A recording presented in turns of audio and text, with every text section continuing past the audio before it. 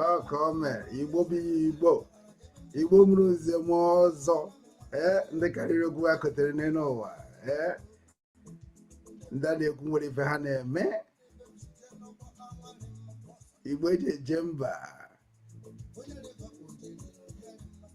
Ndị ji eme ọnụ n'ụwa niile. Igbo bi Igbo. Igbo karịrị ife a na-alụ. Igbo ndị mchekasị.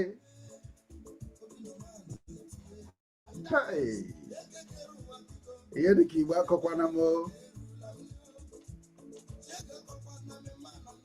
Igbo to the world.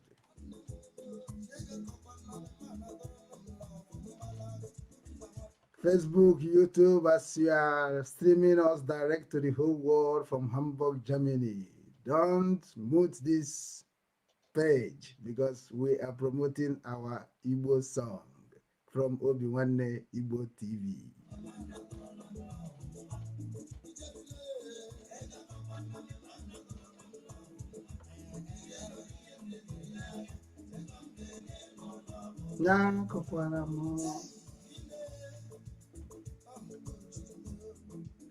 As you are joining and watching Obinwannem Igbo Global Cultural Movement Foundation TV, ị na-atụsanya bụ ozi ka ọ na-ejekwuru ndị Igbo ndị ọma na-ege anyị ntị n'ọnụ maka na ozi ọma anyị wetara n'ụbọchị taa ọ ga-abụ ihe nke ga-azụ ndụ ma mekwa ka unu tobokwa ogologo ndụ dịka nna nna unu si wee too. Onye na-ewetara unu ọkwa bụ nwanne unu nwoke bụ Mazi Ugwu Okechukwu, onye ndu nke Obinwannem nke ndị Igbo, ndị na-ekwu maka omenala Igbo, ọdịnala Igbo na njikọ nke ụmụ Igbo n'ụwa niile. Ka ị na-ege anyị ntị n'ọnụ kaba ahụ na-atụsanya bụ ozi ọma nke Chineke ka ọ na-ejekwuru ụmụ Chukwu ebe ọ bụla ha nọ n'ụwa niile, maka na ihe dị iche na ihe dị egwu na-emezi n'ala Igbo. Anaghị ama ihe a ga-eme mgbada ka a sụọrọ ya nri. Ọkwa mụọ nwanne unu nwoke Obinwannem nke ndị Igbo.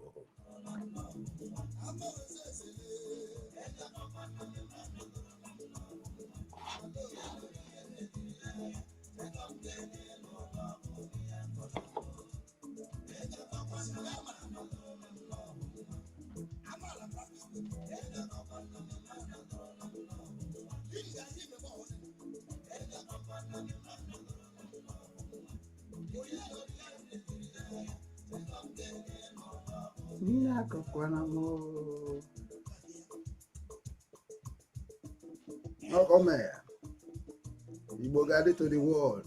Obinwannem ofu obi. Obinwannem ofu obi. Ofu obi ka anyị ga-eji na-aga.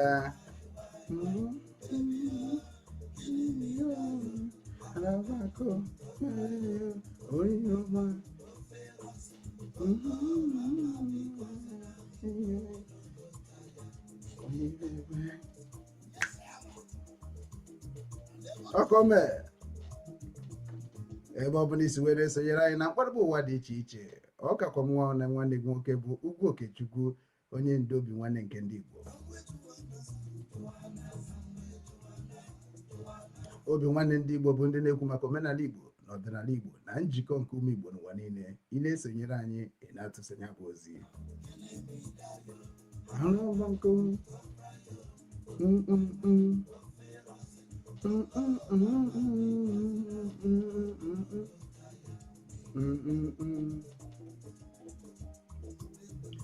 Onye tiri egwu a nyekwara ya bụ isi egwu a nye ya fasịnọ ihe ọ kpọrọ ya bụ ego akọkwala m maka na ọ bụ na ego kọm nke m atọgo. Ị na-anya n'ihe na-eme n'ala Igbo, ego akọgo onye ukwu, ego akọgo onye nta. Ndị bụkwa na ego nwa amarozi a ga-eji ego mee maka na ihe eji ego eme adịrọzikwana n'ụwa.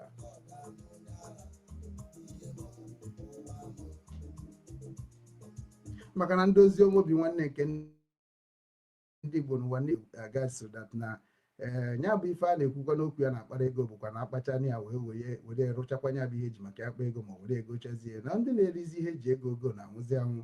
Ndị jikwa na ego were ụlọ ha na-akwatusie ma nke na-adara onwe ma nke a na-akwata akwado na-ajụzi kedu ihe bụzi ihe a na-achọ n'ụwa, kedu ihe ga-abụzi ihe ga-eme ka ụwa bụrụzie na ihe na-enye obi ya nwere, kedu ihe a ga-emekwanụ ka ụwa zuo oke.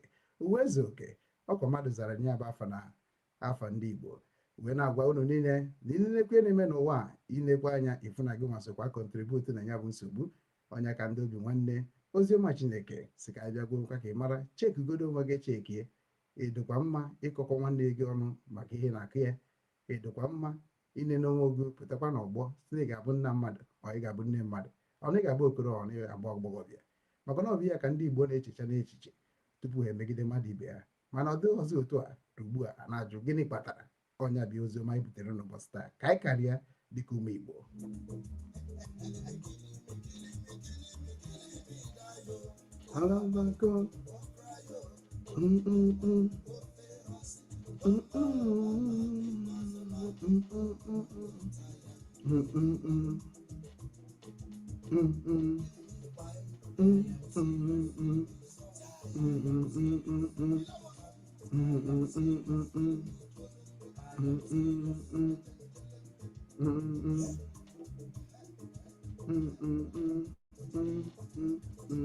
Obinwanne Global Radio ịkwalite njirimara na omenala ndị Igbo.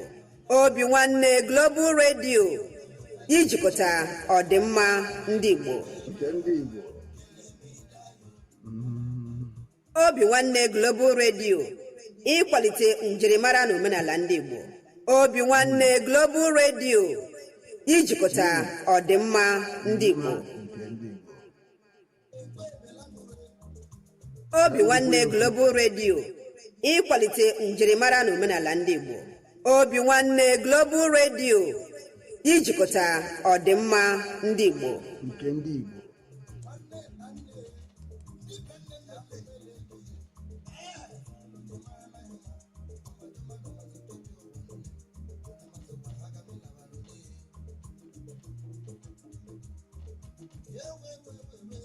Ha bụ nwa ogbenye ka ọ gawara onwe ya. Ọ karịrị okwu o kotere atọ otu a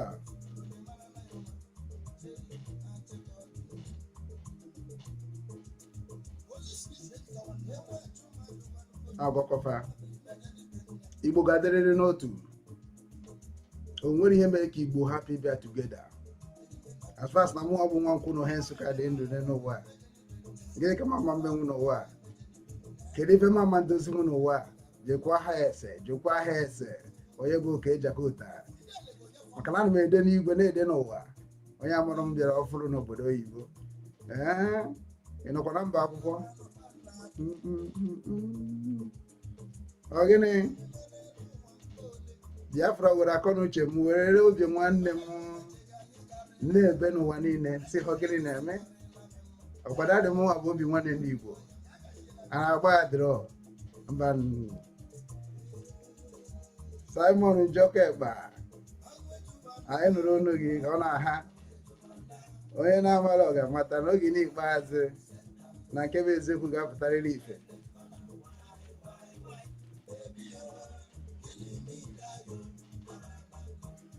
Obinwanne bụ onye oringo hapụkwara ife niile bịa mezie ọ dịka ya marazi na nwere ife anyị chọrọ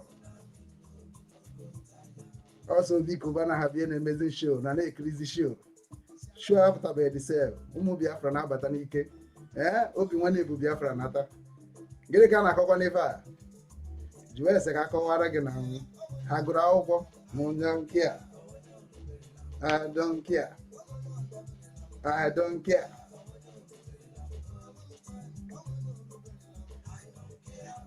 Ọ ihe ndị Igbo na-ekwuru ha nọ n'ime ụlọ ụka ịjụọ ha sị ka don't care, mind their business. Mind their business. Obinwanne, how can I mind my business? Ebe ụmụnne m na-ana n'iyi. How can I mind my business? Ebe a na-ejide ndị eziokwu. How can I mind my business? Nne na-ebe, nna na-ebe. Arụ na-eme n'obodo. Nna nna m ha emere otu a. Onye aka o ji atụ m n'alụ. Ọbara ụmụnne m niile na-eme m. Ọ na-eme m kwube n'udo dị. Ha ga-emecha nụ one day.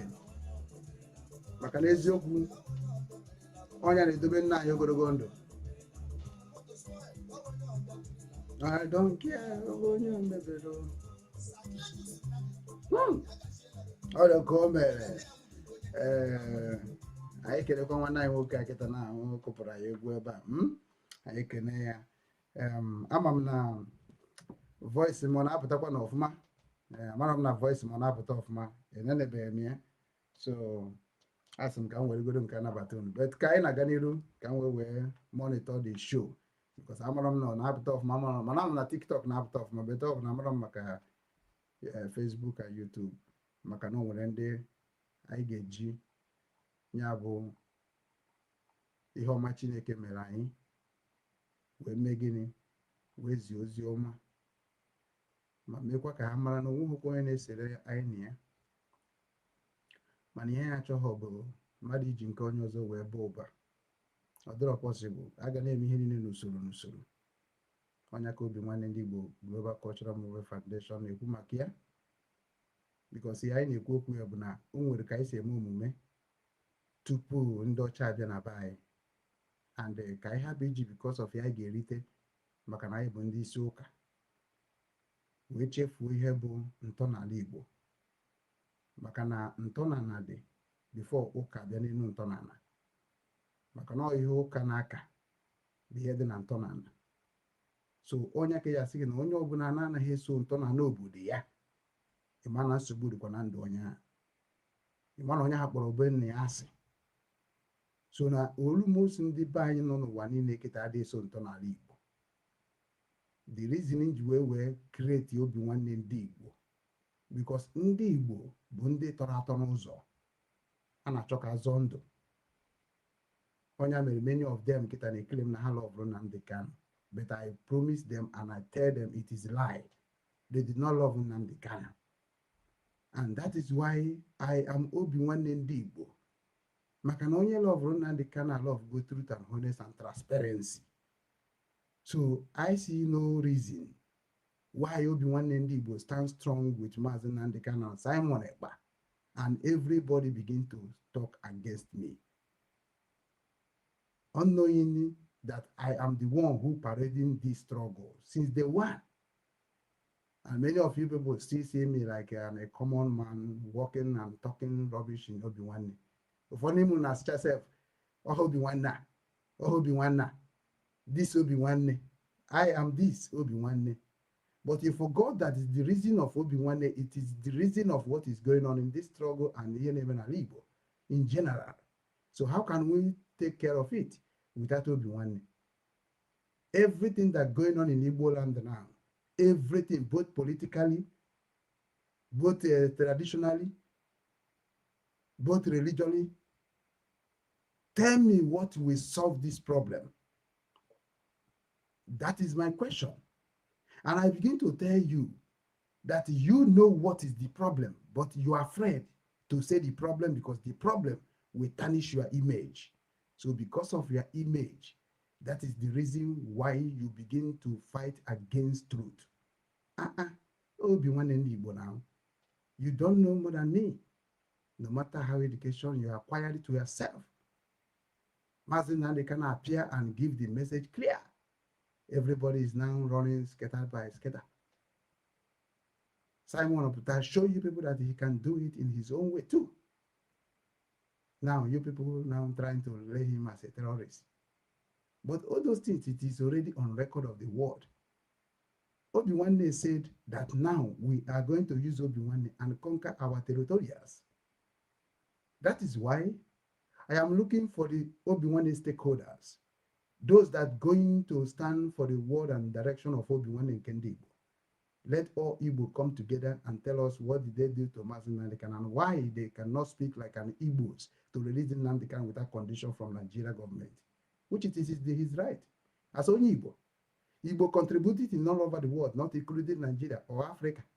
Igbo contributed in all over the world social affairs. So we are not a beggar. So Nnamdi Kanu cannot beg Nigeria to give them the freedom of his people. And that is what we stand with him.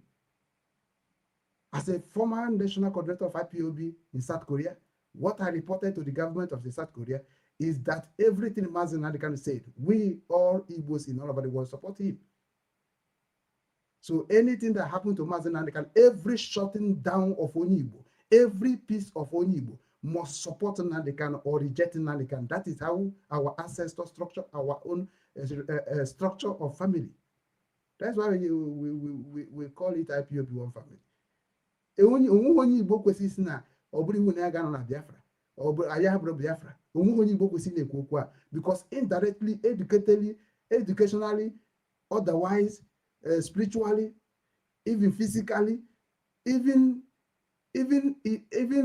living, okay, ka mesisi ono Igbo. Nya bụ gịnị ka nkọwara ya n'ebe ma adem mma n'ọnụ.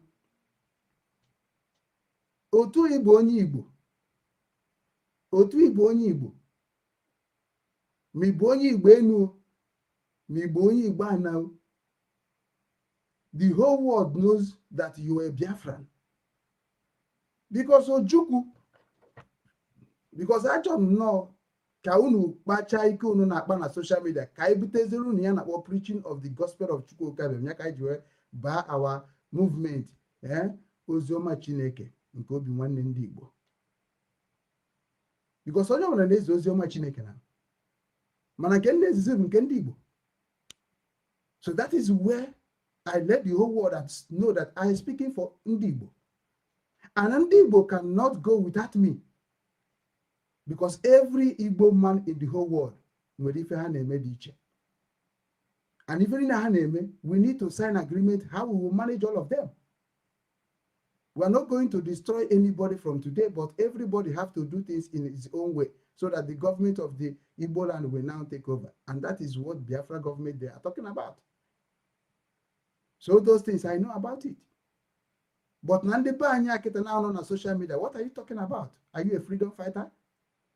If you're a freedom fighter, then what did the Mazi Nnamdi Kanu fight for? If you're a freedom fighter, what is it Simon Ekpa fight for? Can you check? Can anybody come and debate me on that? All of you don't know what Nnamdi Kanu fight for.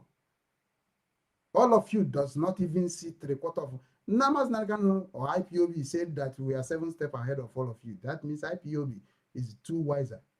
You know, Nnamdi Kanu know that IPOB will split.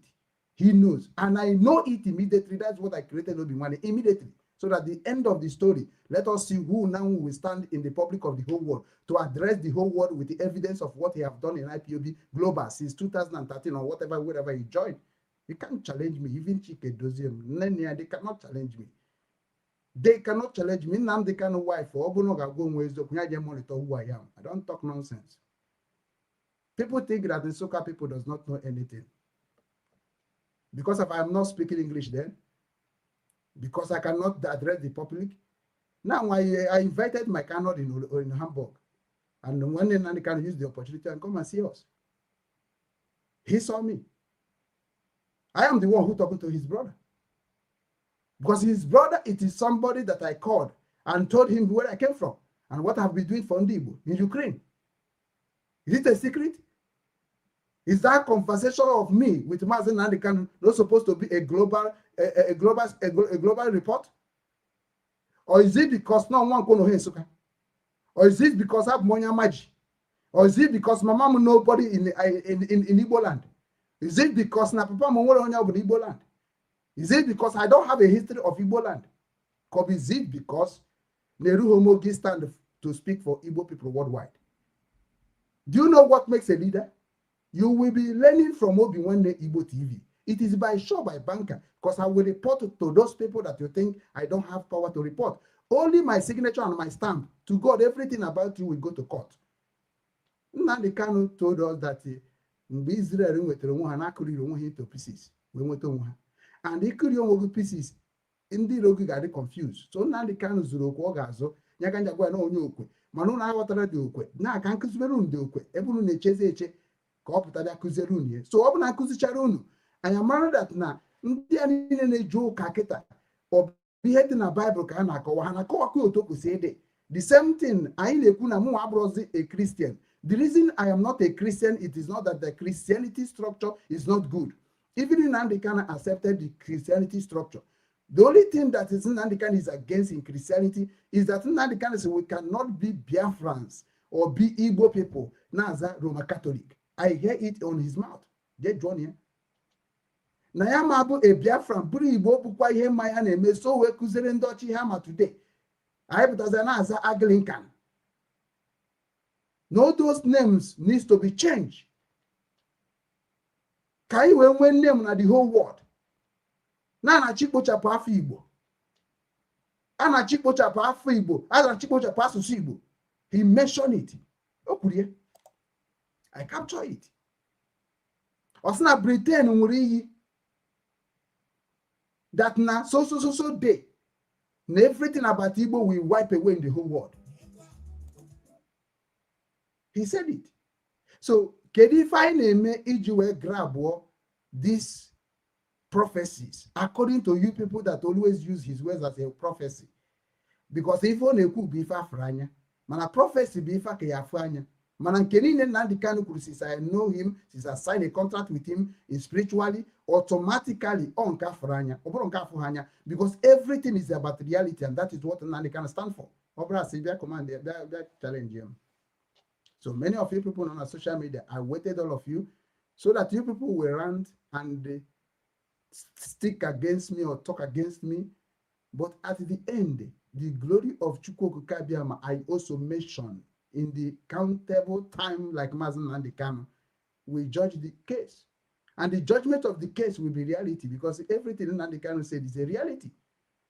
Many of you people did not even understand the message. That is why I want to be narrating the message. Nobody na magari na koko Simon Ekpa, na magari na koko Nnamdi Kanu, na magari. That is nonsense. You have to go back to your root. Because you think that Simon putara na enye ndị mmadụ ọda na-eme ife ya like. Then Nnamdi Kanu bụ onye train na anyị nche niile. You know that onye ọbụla ga-enwe party. We already have party. So don't think that you are deceiving Igbo people. Ọ mụ bụ nwafọ Igbo na-adụ ndị Igbo ọdụ 24/7. And that other na-adụ ndị Igbo, they are learning, they are changing. So onye ka nji agwa ndị be anyị na o nwere ife anyị ga-etinye ọnụ n'ụbọchị taa. Ntinyechazi ya ha ọnụ, then jee cheke na agbụrụ be nna gị na ọ bụ ofu ihe ka ọ bụ ọ bụrụ ofu ihe ka ọ bụ aga m like ka idere m edemede maka na WhatsApp anyị on the air anaghị akpọpụtakwa ya.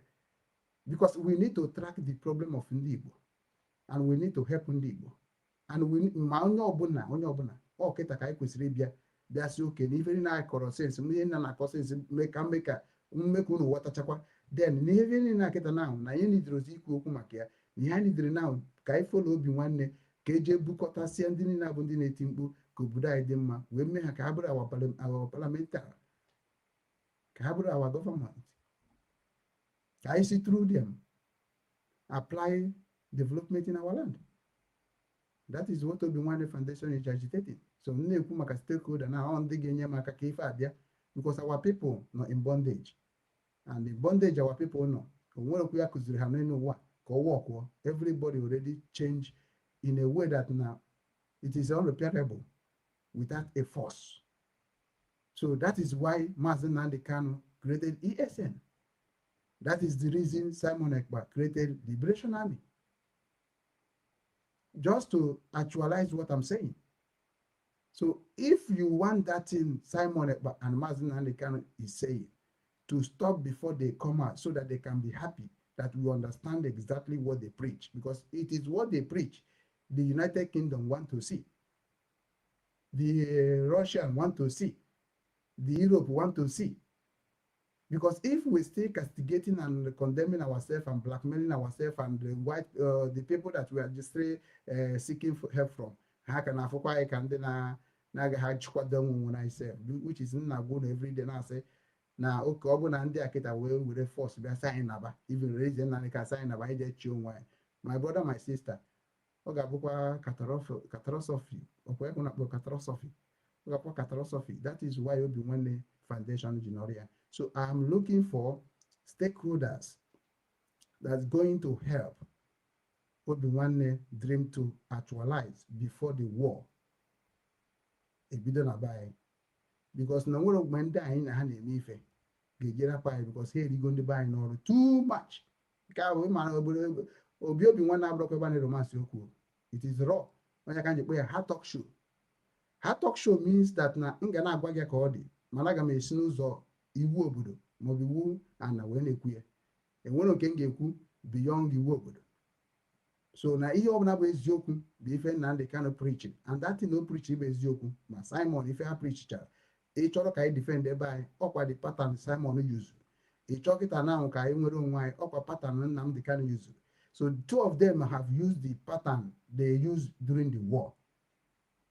And then when if I lack there, so then when if I got the complete there, and if I got the complete, come what we create Obinwannem Foundation, and Obinwannem Foundation will be exactly the function of Red Cross, because only him and I get an and they make the year West Nahamakwe, the buying Kahaja or Hamakwa, and Oburog. How are we going to defend ourselves? Who are who in among us that believe in what we are talking about through Nnamdi Kanu or through Simon Ekpa? Because governors need a match Nnamdi Kanu, senator my Nnamdi Kanu, but giving me a hand checking my support on Nnamdi Kanu. You know that you now. So Nkuru na that job can I do number. Manakaina Ganiru come over the advertisement about Obinwannem Foundation so that they got water exactly the mission and the vision of Obinwannem Foundation, because I am still working on behalf of Mazi and Simon Ekpa and the whole Biafrans and those good ones that is agitating for the freedom of Africa. So I stand there. I'm a Pan-Africanism. So maybe you are still thinking that, oh, is that Obinwannem, you know, is what is the person that addressing you. No. Manne echizugom. Yotago. Yen na chozu bundi Igbo choro ka Igbo duma. Mana na choro ka Igbo duma. Contact my number. Adam ezomu meze enwere m ihe Igbo ji dịrị ebube n'ụwa niile. Agbasiri m ike. Enwere m akọ na uche. Ana m echeta ọfụma.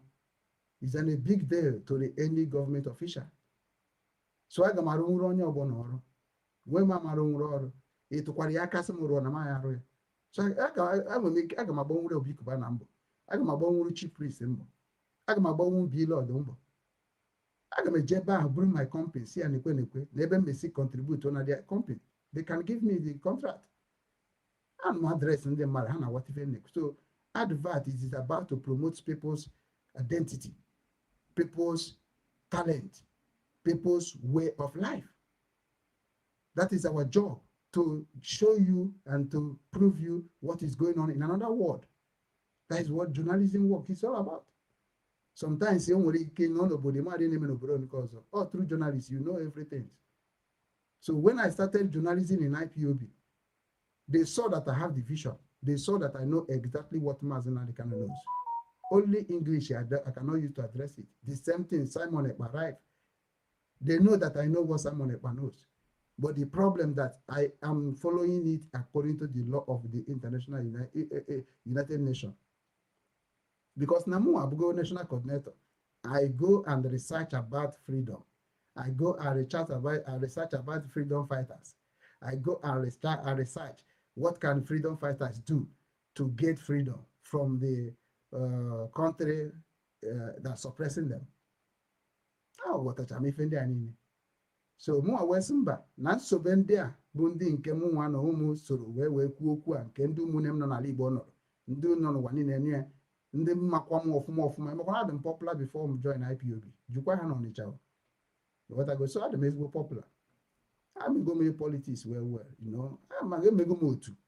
so ọ dịghị ka asị na ndị otu m niile ahụ m nwere kịta na mkpọ ha ncha niile oku na ha ma mbịa and gị wee fụ onye bụ Obinwanne. So ọ na-abịa ịmarụzi Obinwanne in that way gị eji wee ma na Obinwanne nwere ihe o menwere na this struggle since how many years ka m gbara mbọ na this struggle, and you people still dey see me like nwere m ga-emenwu na international community or international case or international representative. So sometimes unu na-eji aka unu egbu onwe unu. Onye ka m ji wee sị na mụnwa ga-abụ aka ji ọfụ Obinwanne nke Igbo niile. Ghọtago? So ọ bụ na ọba merit nwanne unu enye m, mana ọ bụkwa na ọba ọchịchị unu eme election because n'ụwa na-enwere onye na-ebute ụzọ, mmadụ niile na-ebute ụzọ. So na ịbịa n'ihe gbasara Igbo tradition na Igbo custom globally, ga-ekpo Obinwanne ndị Igbo ka anyị rizinye mara ka ọ ga-esi gaa n'iru because ebu m ihe m ga-eji mee ka ọ gaa n'iru. Obinwanne global media, I can use it to bring all Igbo dignity, Igbo identity together. That is number one. I know ga-enyere anyị aka na our struggle. Because na ndị Igbo nwere ndị Igbo believe na Biafra, nwere ndị Igbo believe na Biafra. So I told them that fight. So we need now to come and plan and protect ourselves from those that already say that no peace in this world. Because when they don't in my actual peace, when they don't in my cook peace, I told you. And ndị a ga-ebi ege nye anyị nsogbu. So ana m eme ka Igbo niile mara that na anyị yọọ ka nna yọọ ndị na-aghọtara ka ha ghọta, maka na ihe na-eme na be anyị ụmụ nwaanyị anyị echenjigo, ụmụ nwaanyị anyị echenjigo. Onye ka m bịara ikwu taa, mana asị m ka m mee ka unu mata tụ ihe mmụọ bụ n'obi tupu m ekwubezi nke m ga-ekwu. Ghọtago? So ihe m bụ n'obi dị too much, and ya m bụ n'obi ebu m n'isi, and achọrọ m nke ọ ga-abụ mmadụ ihe a ga-eme ka ọ dị mma. M na-ekwue ọ bụ na-emere ya mgbe ahụ eruo echi o sebe okwu ọ dị ka sị na Chukwu enyere anyị onyinye ịmata na ife ahụ ga-eme. Because ife m na-ekwu n'ọnụ, ọ bụrụ na ndị Igbo na-ege m ntị na-agwa onwe ha eziokwu, ha ga-ama na ife m na-ekwu bụ eziokwu. Almost all of you bụ efo m na I like how you preach truth, no matter because your truth is hot or because in our people is difficult to understand. So all those of you now na-enye m acknowledge. Imagine na mụ na-abụ inye m acknowledge mee ka ndị celebrity ntị ka mụ na gị see foto ka ikwuo ihe na telefon m ka o wee kwalitere m the page because the message have to go far.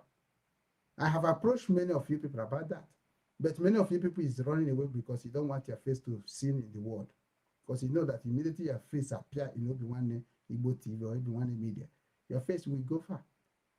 So because of that now, I am now living with the secret court. Because almost all of you don't want to prove on yourself that you know me.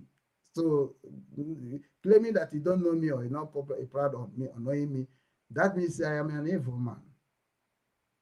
If I'm an evil man. So I'm more evil man and they follow the Igbo and the Igbo if I need man kokwo no man kakao. Open I'm the evil man. Why can't you now stop eating me or stop coming close to me? Because it didn't culture bobo. No you run nana bakwari or solo but no limit originally communication or contribution. So now you limit for talking about Igbo people now. That is the exact three things unu kwesị ime. Ọ bụrụ na ma ihe bụ Igbo. Ada eji Igbo ekwu okwu anyhow. So no nya ka m bịara ibunite n'ụwa niile. The dignity of Igbo ka m na-ekwu okwu. Dignity of Igbos. That is what I'm fighting for. So whenever you hear me talking about Igbo thing, don't think na mụ abịakwara ime content creator. No, I am digging history about Igbos. Because all from digging history about Igbos ka ndị wefu na Biafra bụ the far things ekwesịrị na-ekwu now. Biafra kwesịrị nọ far.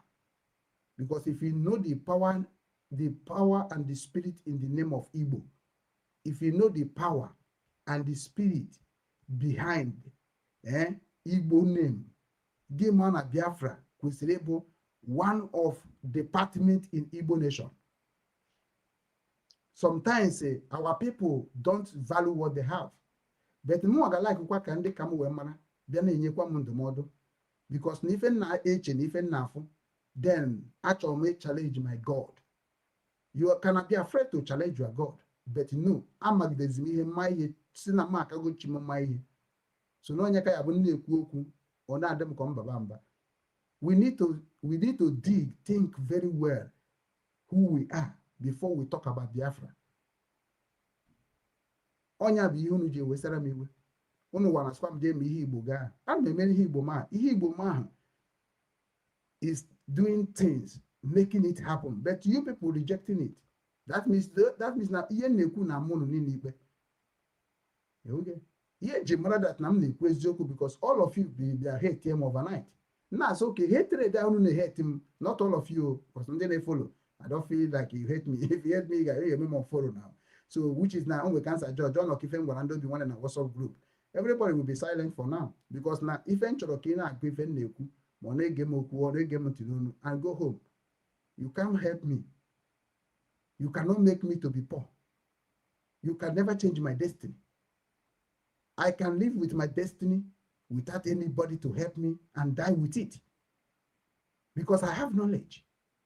So n'ife na-emere ndị Igbo bụ ana m enyere fa aka akpọlite ha n'ụla ka ha hapụ ịta afụfụ a na-ese tere atrap ka ha taa afụ ka ha rapụ ịdị na-anwụ ọnwụ eru a na-ese ha si nso ụwa ha na-anwụsịsị ka ọkụkọ. But they don't want to go and dig very, very deep information. What is going on? Some people say that they have a dibia. Ndị kasị na have a pastor. Ndị kasị na have ndị amụma. Na amụma ha na-ebu mara ha ama. But Igbo is going slowly. Igbo is going. Nnamdi Kanu is the only person that is waking Igbo people up. And the same Nnamdi Kanu that wake Igbo people up, you take it in and make it, put it in prison, in the hand of those people that hate Igbos. And the people then on social media, na kakoko ka asne Igbo enwe lawyer. Ka ebe lawyer ndị Igbo niile no. So onye ka nji wesi na I need them stakeholders, 20 stakeholders. 20 stakeholders a bụ ndị ga-enye aka ka anyị marụgodo ndị bụ ndị ilo ndị Igbo tupu anyị ejebe ọgụ. Because all from knowing ourselves ga-eme ka anyị mara ndị bụ enemy anyị. Because afọbeghị m ndị bịakwutere Igbo wee kọwabara ndị Igbo ihe dị na Biafra since ebido na-eme ihe Biafra. Nke Nnamdi Kanu na-eje with the governors, we don't know what they are discussing there. If you know, it is time for you to come and say it. Because time of all those Joro and Yoro is over. Anything that is going to destroy Biafra, even if it's my mother and my father, which is now, whenever you mention your mother and your father, nobody in this world, born of a woman, can take over the oath. Immediately you use your father and your mother. So your father and your mother is the highest human being on you in nature. Everything that makes you who you are is your father and your mother. So everybody that swear in IPOB to protect the indigenous people of Biafra interests from out of Nigeria bondage created by British people, that is, if he eventually be there and did not do anything, or if there is a place he sees something that's going to do any member of indigenous people of Biafra, that means the Chukwu Kabiama destroy your family, your generation, everything about you. That is what his oath is saying. Ikuku of IPOB is already a failure of the oath of IPOB Global.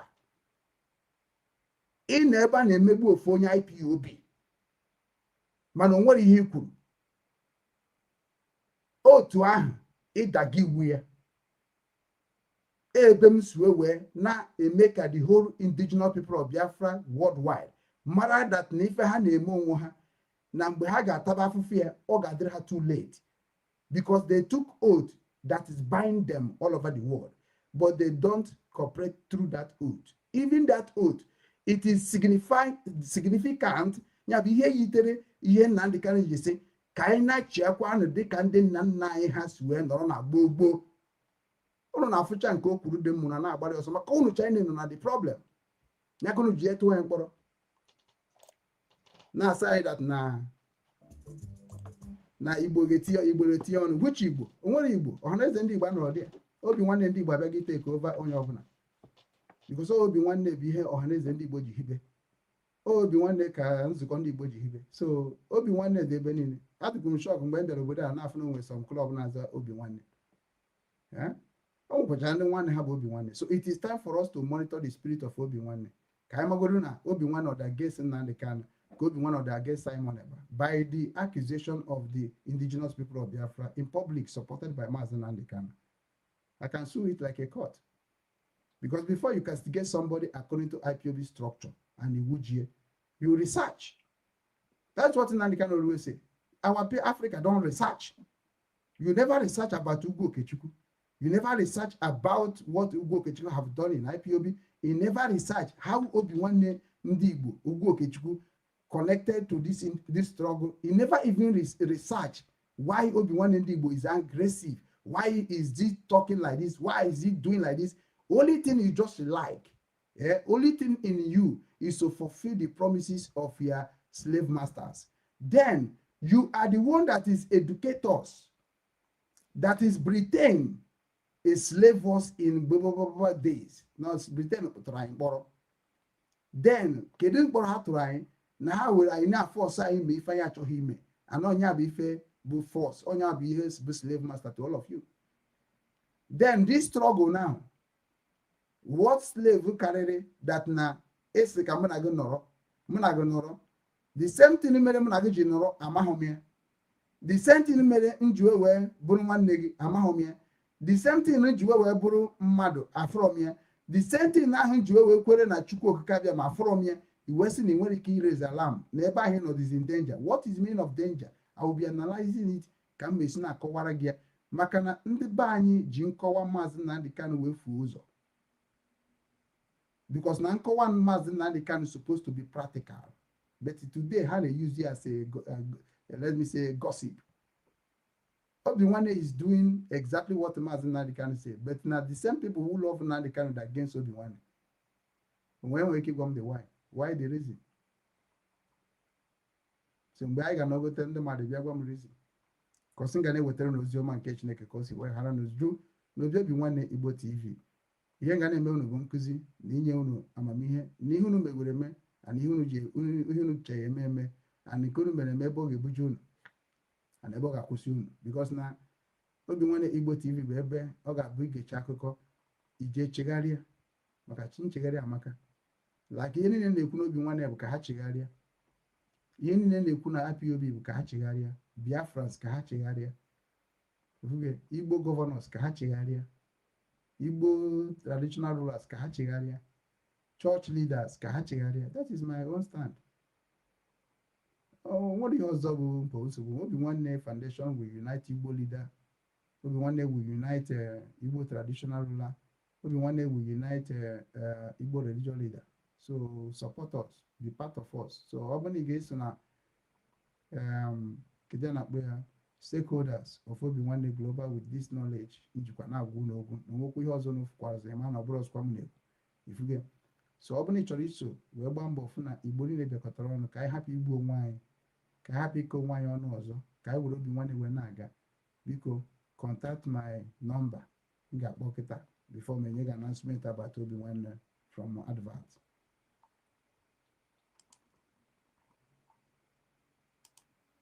Ihe nji wee sị ka m mee this program announce on the air all because na ndị bụ Obinwannem n'online mara ha na-eme karịrị ndị na-amaghị ha na-eme bie n'ozi na ezinụlọ. So ịma na ebe n'obodo o nwere ndị umengwụ. So ama m na umengwụ na-enye ha nsogbu ka ego obi ya adịghọ because na onye agụ na-agụ ya asụkwa ya rụọ ọrụ ebere m na-emere ụmụnne m ha wee because ha makwu chef na love ya so much but ịma na ọ bụrụ na ime ka ndị Igbo funny love ha tụma nna ha ga-egbu ga-egbu. So sometimes gbanyere ha film onye ka Nnamdi Kanu na Simon na-emefe mgbe ọbụla ana achọghị m imeghe otu ahụ achọghị m ịkọmandị ha. So ka o ritu kọmandị ha odite ka ndị lelo ha chere ndị na origo ka ndị ozu akwa ha akwa because they cannot say anything within they know they go say nke a m abụ nkwukwa asị na m ekwuo na ọkọ wee bụrụ ọmụ kwuru ka a na-eche na onye ga-ebu ụzọ okwu onye bụ ihe na-eme ndị Igbo amara ife mana ha chere ha ma ihe onye problem ma ndị anyị nwa bụ ihe ga-emekwa ka ha ma na ha mara ihe because ndị Igbo na-amụ na ebe ụmụ Igbo nọ mana today ha jizi ihe ha mụtara na ebe ụmụ Igbo nọ na-emezi ụmụ Igbo intimidation. Onye bụ ihe na-asị na ọ ga-akwụsị intimidation bụ ihe a na-eme n'ala Igbo. Onye kpata ego sị na ndị ọzọ nwụọ emegidekwuzie sef ịtụ asa bụrụ ezigbote ife na court. Go to court of Nigeria ọ maka ihe unu na-ekwu maka Nnamdi Kanu ihe ndị anyị na-ebu akụkọ ihu because ọ bụrụ na ịdị smart ị gaghị ekweta na Nnamdi Kanu nwokwu na-eme na court ahụ. I nwere ike believe that and they ma na propaganda emegoro about Nnamdi Kanu illegal detention That propaganda destroy go the life of Igbo, spiritual and physical. But people they don't want to think about that. Onye ka Chukwu kọfọ egbu ha ma ike nguru agwa. That is why they are shouting. Mgbe ha nwetara onwe ha ka ha bigiri wee ihe instead of ha nwee igbe ọgbazi mbọ mara ya ga-eme ka obodo dị mma, which is not ihe nji akpọ Chukwu kọfọ egbu ka m na-akpa mgbe ha. Instead of ha imebe ka a ga-esi je dozizi ihe ahụ, ọ dị ha ka Nnamdị ka na-emebisi, ọ dị ha ka Simon emebisi. Nnamdị apụtakwazi emebezie content creator.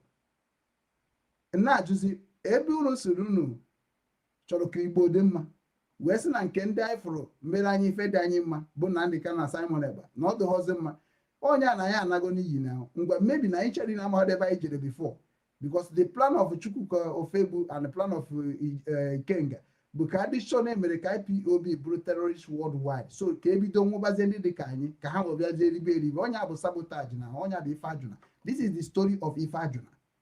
Story of Ife Ajuna anyị ghọtara ya mana ya ghọtara na ọ bụ eziokwu ọ bụ asị. Ewere ana onye ka ha nwa jikwa gụgba na a ga-ejikwa jee chọọ ihe mere Ojukwu ji wee gbuo isi Ife Ajuna ma this and that. Ọkwa ha na-akụ ya anyị nwa bụ ndị dị serious na-achọ ka anyị restore maka Ife Ajuna mere maka Ojukwu mere nke onye ọbụla gwere anyị na-akọ skuul aka na ka anyị burugodi ife ahụ ha structure anyị fụ na ọ bụkwa ihe anyị needed right now ka anyị burugodi ya naba. That is people like us. Anyị anọ ka anyị bịa kọchaba na onye emetere na onye a metere ya, anyị abịara ya ọ bụrụ ha bịa na IPOB. I was trained very well in IPOB. If we were checking educational or certificate of every IPOB member in the world, any certificate, man on first class of IPOB university education. Like Ekube na Radio Biafra, onye ga-abịa kọwa Nnamdị Kanu gosi ihe ahụ Nnamdị Kanu preach n'oge menwe na ọ bụrụ Nnamdị Kanu nọrọ ya. I believe na a ga-agụta m one before any other IPOB member worldwide. Ọ bụghị nganga ka m na-ekwu okwu, ọ bụrụ nke mpado. I worked, ama m ihe nji wee rụọ ọrụ n'obi nwa. Arụọ m ọrụ n'obi nwa ka m bịa kpaba ego. That is why people was confused.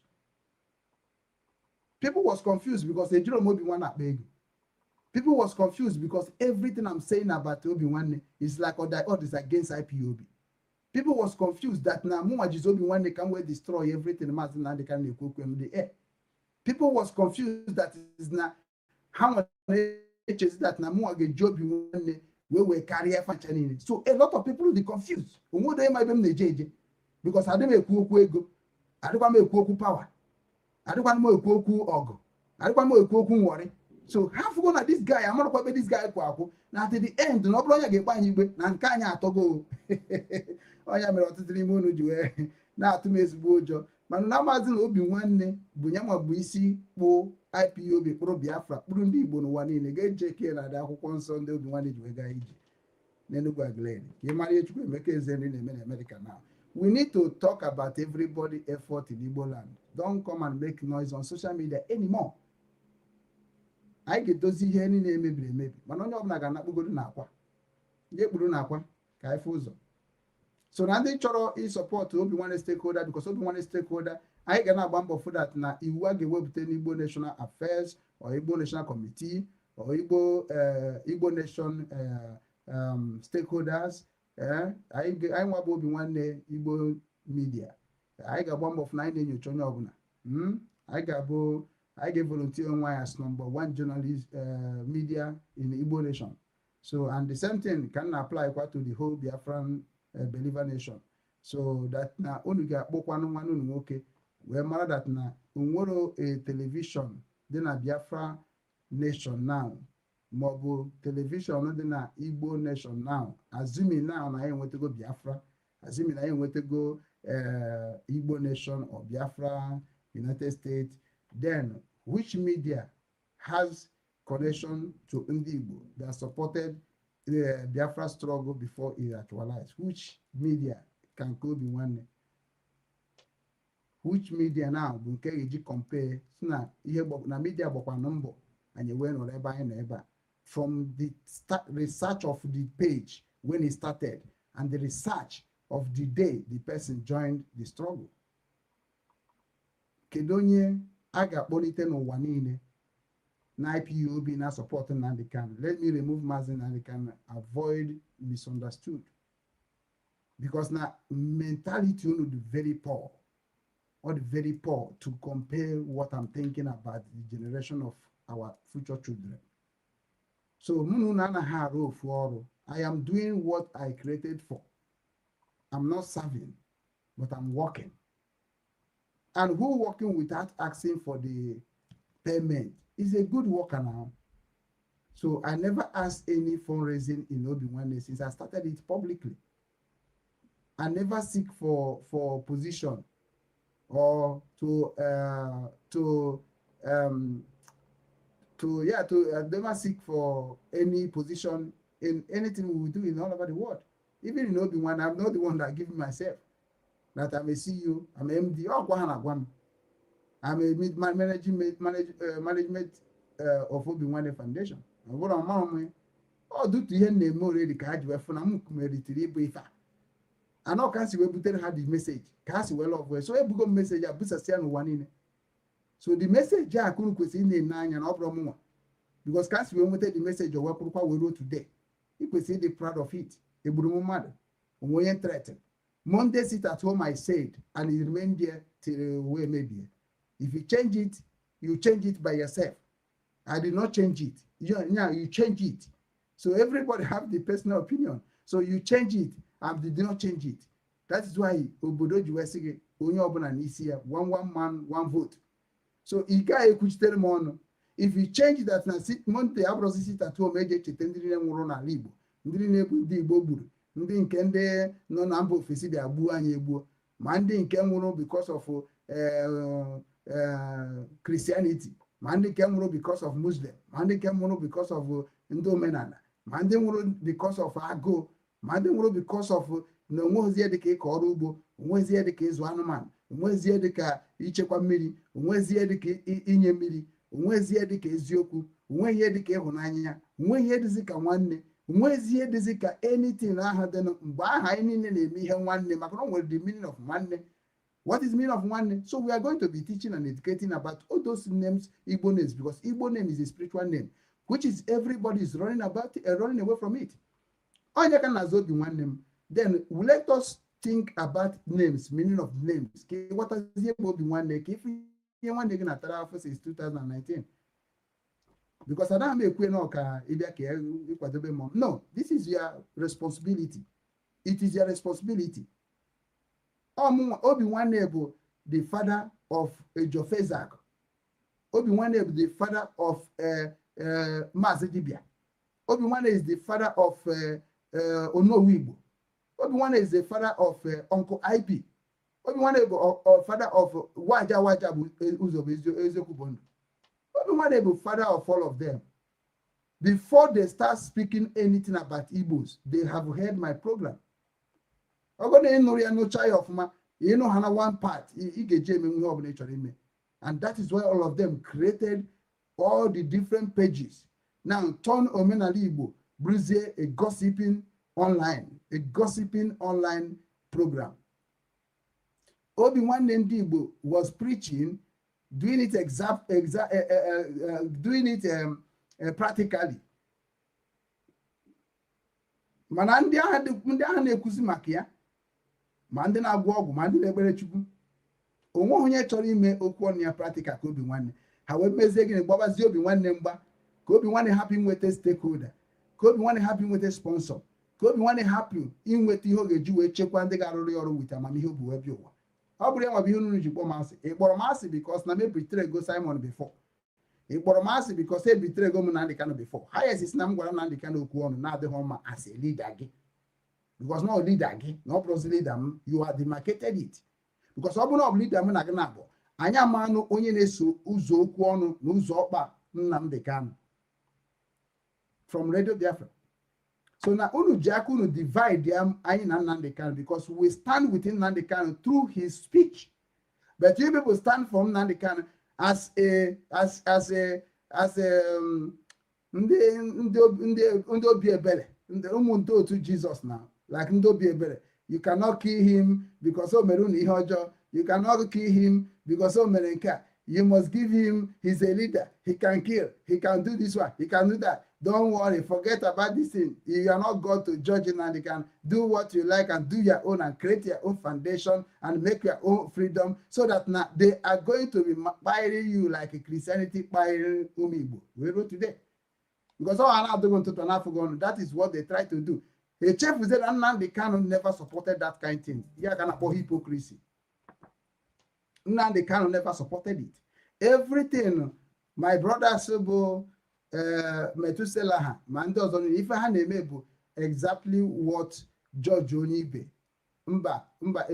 Ikechukwu no. Thank God na Metusela nwanne Metusela ka ndị ọzọ niile. Thank God na handles na party Ikechukwu no. So nya jugoro Ikechukwu no, o nwere revolution o nyere as a revolution, as a testimony that makwana onwe mgbe onye ndu gwara ya bịa mee ife na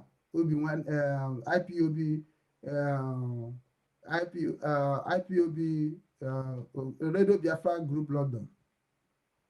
Only 14 years ebe. So according to Nyanwa, so that in now ndị nọ ebe ahụ wee sị mba na ọ dịrọ masị wepie, and that in now karịkwara message Nnamdi Kanu na ọ bụrụkwa na Onyanwa publish as a part of a media, which ọ bụrụkwa a media etiri ebe ahụ as a radio presenter ga-abụ onwe ka o si wee dị announcement dode ebe a ka anyị chere wee gee ya. That is the format of IPOB. Ama akpọkọ Obinwanne nke Obinwanne ji na IPOB media na nwere ndị body bụ IPOB member Gabia some that Nyakam will promote what concern about Biafra or about Igbo on social media. Can you do it? You can't do it.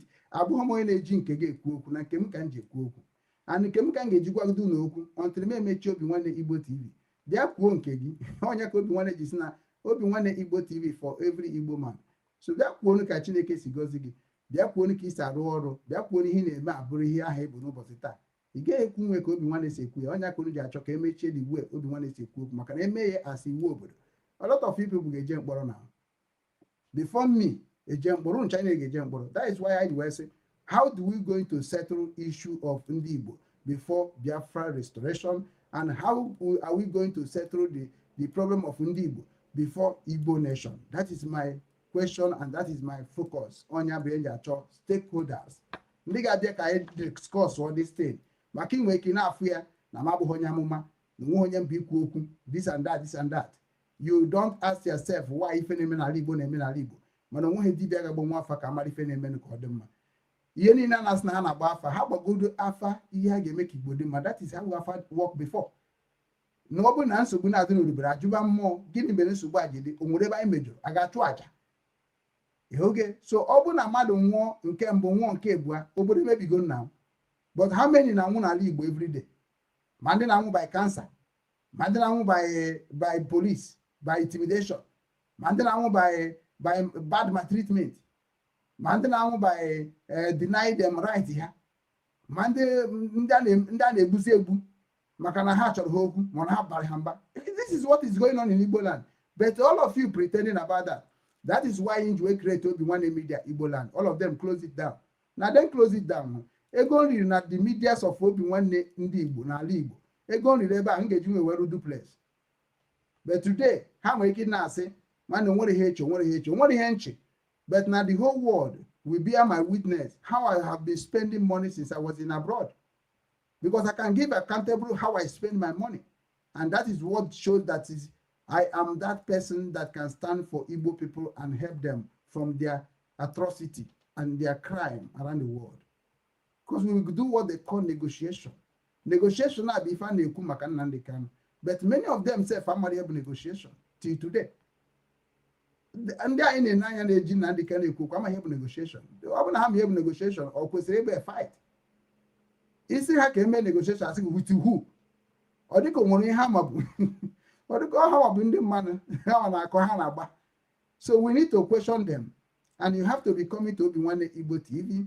Ebe a na-ekwu okwu maka omenala Igbo na ọdịnala Igbo ebe ji eziokwu wee na-atọsa ife na-eme n'ụwa ka ọzọ eziokwu bụ ndụ. Anyị anaghị romansị okwu na ihe anyị na-ekwukwara okwu ka ọ dị mma maka ọ dịrị onye ukwu mma dịrị ịta mma nsogbu ama ndị. So maka ndị nke na-achọ the number, I have already pasted it in the social media, ya bụ YouTube and Facebook.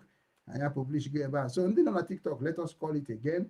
Ya na-ekwu okwu maka stakeholder Obinwanne, volunteer yourself to become part of stakeholder. Stakeholder ahụ aga m ebido kọọ ọbịa n'oge na-adịghị anya. So kwuru na-aghọta ebe anyị na-aga.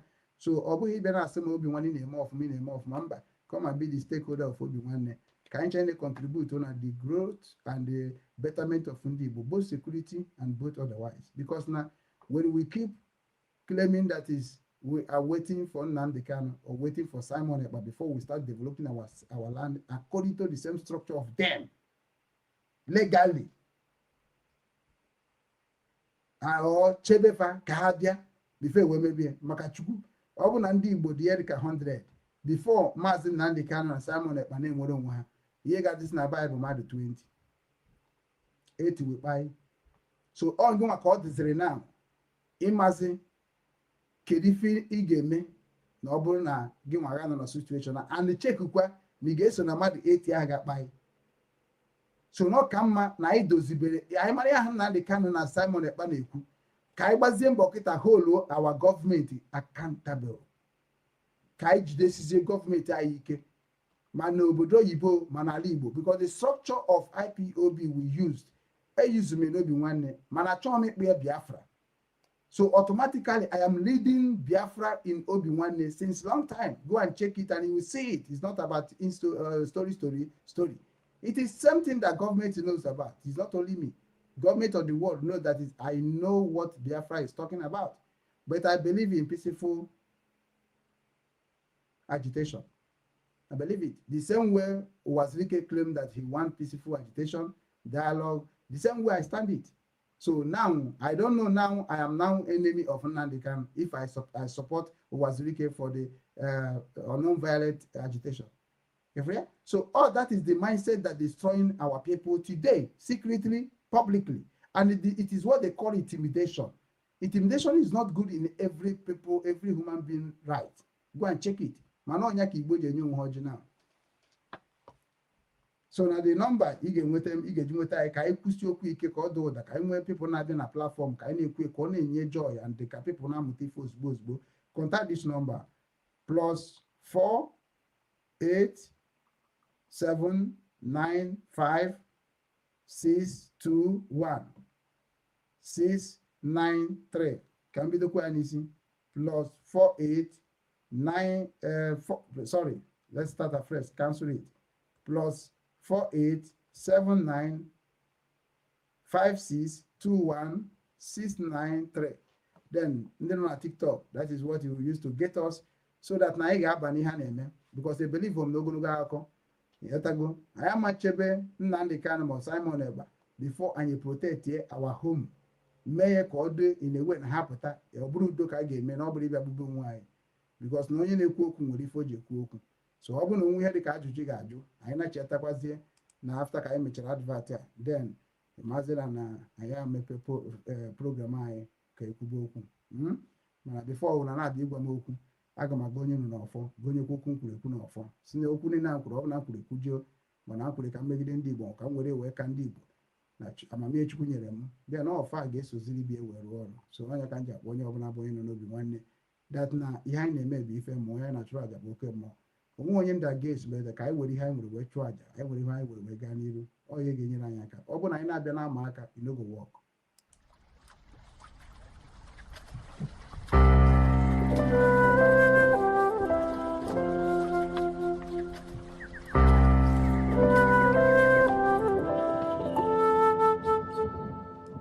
Obinwannem Global Cultural Movement Foundation.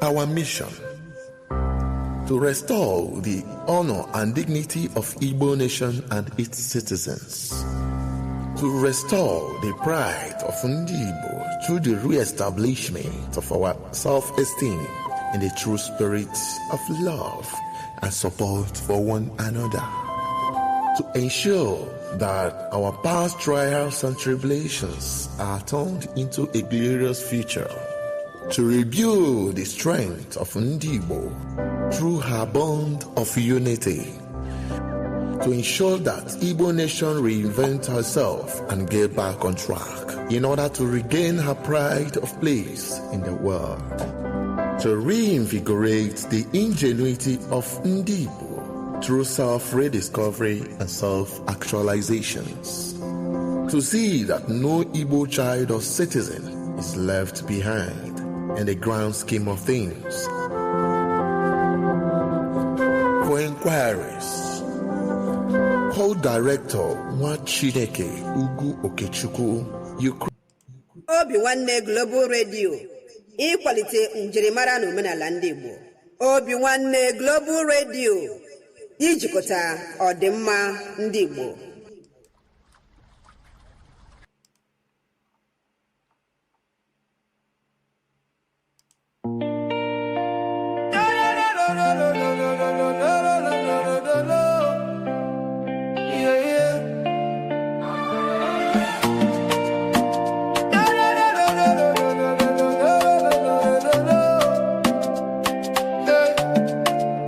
From the streets of Hamburg, across the deep blue sea, a message for the children, for you and for me.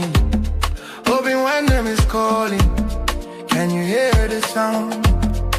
The roots of our fathers are being found. We know they forget where we come from. The strength of a lion, the beat of the drum.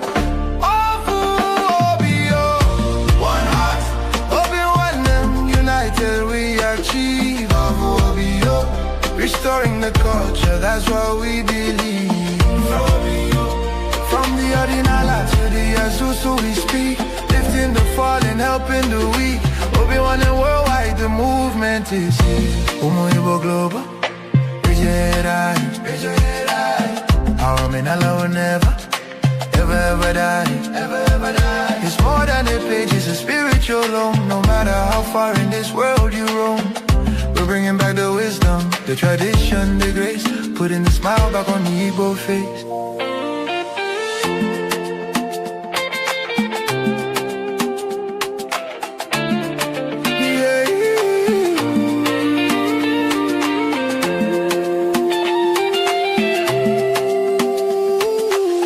A high energy.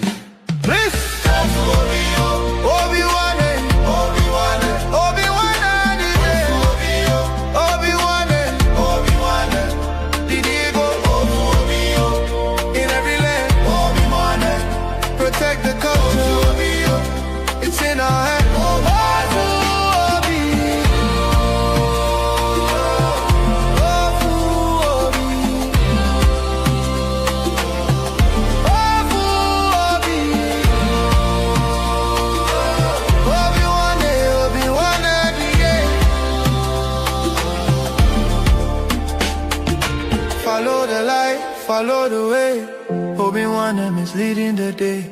Keep the fire burning, keep the language strong. This is where we all belong. Again, it fades out with a final celebration.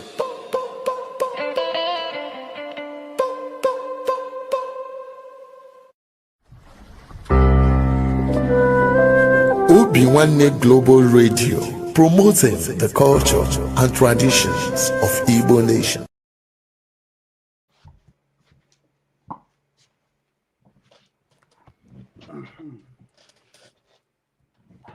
Yeah.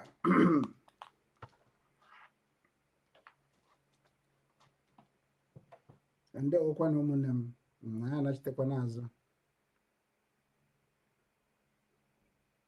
Anyị jere nwa obere break maka na oziọma adịrị izi.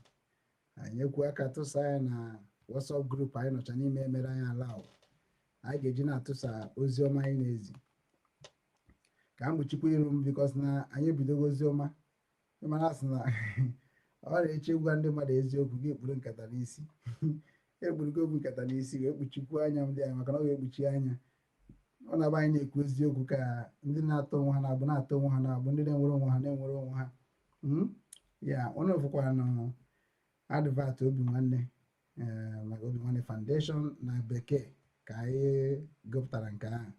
So anyị ga-agụpụtakwa n'Igbo na ọ bụ na anyị chọkwa ije break ọzọ maka na anyị ga na-ekwu anyị kwugirekwuru anyị gba break chekugoro nke anyị kwuru ekwu ka ọ na-adị na line ọ na-adị na line ndị German na-akpọ align ndị oyi ndị London na-akpọ line ndị be anyị na-akpọ ya agbatịa ma ọ kwụrụ ọtọ ma ọ bụ osoro ibie na-aga na line ihe si ibie aga ihe dịka ọnụ na ihe anyị kọrọ nwa ọnụ ka anyị kọwa mere n'ọgbọ ofu yatago line. So ka anyị na-ekwu okwu ka ọ na-aba n'ife a na-eme because ndị na-amụta karịa na ndị na-amụta karịa ndị ga-amụtakwa amụta ga karịa ịma ha che na Obinwanne bụ ajọ mmadụ abụrụ m ajọ mmadụ biko onye afọ masị ajọ mmadụ. I want to help you people. So now anyị ga-ebido sorry no anyị ga-ebido program anyị but before anyị na-ebido ka anyị kpọpụta platforms niile bụ ndị na-akwado Obinwanne because ha ncha na-akwado Obinwanne. Ọ bụrụ na ịchọkwa ka anyị na-etinye ihe gbasara Obinwanne ma ọ na-amaketi ife nwere ime ka anyị mara because anyị na-epromotizi ihe gbasara Igbo talent ọtụgo anyị na-agaghị azụkọkwa afịa chọka anyị na-epromotiri gị afịa na-azụ afịa with you then anyị ga na-epromotiri gị afịa na-azụ afịa. So ife ndị anyị na-ene bụ ife Mazi Nnamdi Kanu kwuru n'okwu. We need to be helping ourselves, and that is what Simon Ekpa is agitating for. We need to helping ourselves. We need to protect our land. And when we start helping ourselves, we're already protecting our land. Because a man okata jegbu onye ị na-enyere aka. Amakwam not possible. And onye na-enyere aka igbu gị bụ na ile enyeziri aka ka ị kwesịrị na-enyere ya aka. O anya ụfụ wee bịa. So ihe anyị na-ekwu okwu ka ọ kwụsị n'ala Igbo na ọ bụrụ ibe na-egbu onwe anyị ebe a. So ana m ekelekwa grupu a bụ ndị na-afụ masị ndị eziokwu maka na grupu ọbụla anabatara m na-afụ masị onye eziokwu. Even anyị nwere esokwa nwanne anyị nwoke a bụ one of Nollywood actor nke unu mara ama bụ Ikenta nke Nigeria Nollywood. Anyị na-efolokwa anyị na-etikwara ya ọ na-efolokwa anyị akpọghị ya ugboro ugboro ka anyị na-arụkọ mara ya ga-eme ka ala Igbo dị mma because Obinwanne nọ na unity. So ọ bụ na ụmụ nwoke Igbo ikorobịa na agbọghọbịa ndị Igbo nọ n'ala Igbo ya ekulite hapụ kọntent anyị ga-emegoro kọntent anyị were original who we are mee kọntent na ndị ọcha na-achọkwa ka ha mara ndị anyị bụ. So anyị wepụta nke anyị ga-enyefa were nke anyị ga-eji nakpu asị ka anyị nwekwa ọnọdụ anyị were ya nakpu onye abịaghị asị na anyị nwere ya na-eme n'ama emecha na meburu naba n'obi onwe onye ga-asị na ofe nne esi ya da atọ ụtọ na pọblik chọzi ịkasị nne gị wetago. So anyị chọrọ m ka m na ndị be anyị rụkọ ka anyị nyekwa ha more wisdom nwere and all the possible. Onye aka ya dị ọcha bụ onye na-achị ọchịchị wetago. Onye aka ya dị ọcha na-achị ọchịchị dịka ọ dị n'omenala Igbo. So mma akọwakwa ihe dịka ihe dị na divorcee and ihe dịkwa na single mother. Those things are our culture and there is a reason o ji ọbụla our culture. Wetago our papa emere no force but papa emere no everything based on negotiation. So that negotiation, it is what affecting Igbos now. Igbo does not understand what negotiation is all about. So Obinwanne Igbo TV, Obinwanne Ndị Igbo Global Cultural Movement Foundation, Obinwanne Ndị Igbo Association, anyị ga-eme gịnị? Anyị ga-akọwara unu exactly what negotiation means. So oge so na part of our key point. Anyị ga-eji work our people so that they will not be buying themselves or castigating themselves on social media. Go to social media today. Ụmụ Igbo kwesịrị na-emere onwe ha business by what they have. Na-enye onwe ha contact, na-share contact. A business na-arị ibi enu n'ala Igbo. Ha ihe ha ma bụ ịbịa na Radio Biafra ma ọ bụ asịmịbịa na media na-akọ akụkọ na-agaghị enyenwu ofu support n'ala Igbo. Akụkọ nke ha ga na-akọ bụ akụkọ ha ga-eji na-enyere onwe ha aka daa sekụrụ ahụ n'ebe ahụ dịka ndị Lozes family. Yọtago. So ha nwa bụ ihe ga na like ka ị na-eweta ha na-ejere gị ozi ịjụ akịta sị na ejere gị ozi okwu ọrụ ndị Igbo nọkwa na ya. Yọtago. Ọ Ijofe Ezak bụ ihe ga-abịa iche ikwu iwepụ ya sọsọ Ijofe Ezak ebe anyị na-agwa ya maka ihe gbasara real estate because real estate bụ ndị na-ekewara from befa ndị na-astọghọzi n'obe nna ya onye a real estate bụ ndị mbịarambịa maka onye na-arụ ụlọ bụ onye bịara abịa na. So ile ana ọ bụla ilere automatically ọ pụgo n'aka onye obodo na ọ bago n'aka onye ahụ bụ onye na-ege. So onye ahụ bụ ihe ga-enwezi ana ahụ. Ana ịbịa na omenala Igbo na kọlchọ ndị Igbo ọ bụ arụ ka ọ bụ ọdụghọdụ mma chacha ada anọdị ekwunedi ekwu na mitin ụmụ na fọbazi ka etinye ọnụ. So ndị eze ndị Igbo bụ ndị arụrụ ana, ndị igwe ndị Igbo bụ ndị arụrụ ana. Anọ ha nwa change this culture and that culture ha change na na-emezi ndị dịka anyị affect. Ọ na-emezi ndị dịka anyị affect. So also n'ihe m ji wee join IPOB because IPOB bụ ndị na-ekwu maka people's right.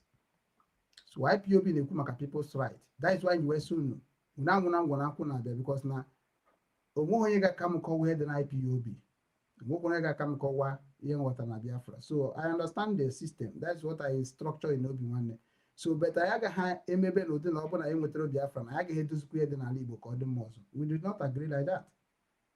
So I believe that Namu could right to ask questions. And when I'm asking questions, you need to hear. Because if you did not hear, then we publish against you. Because not automatically, one.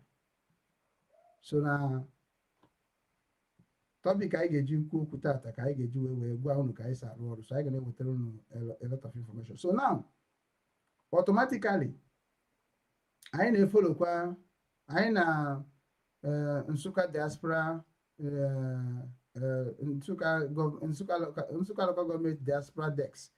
I need to information na befa. Ha buru ibu n'ụwa niile.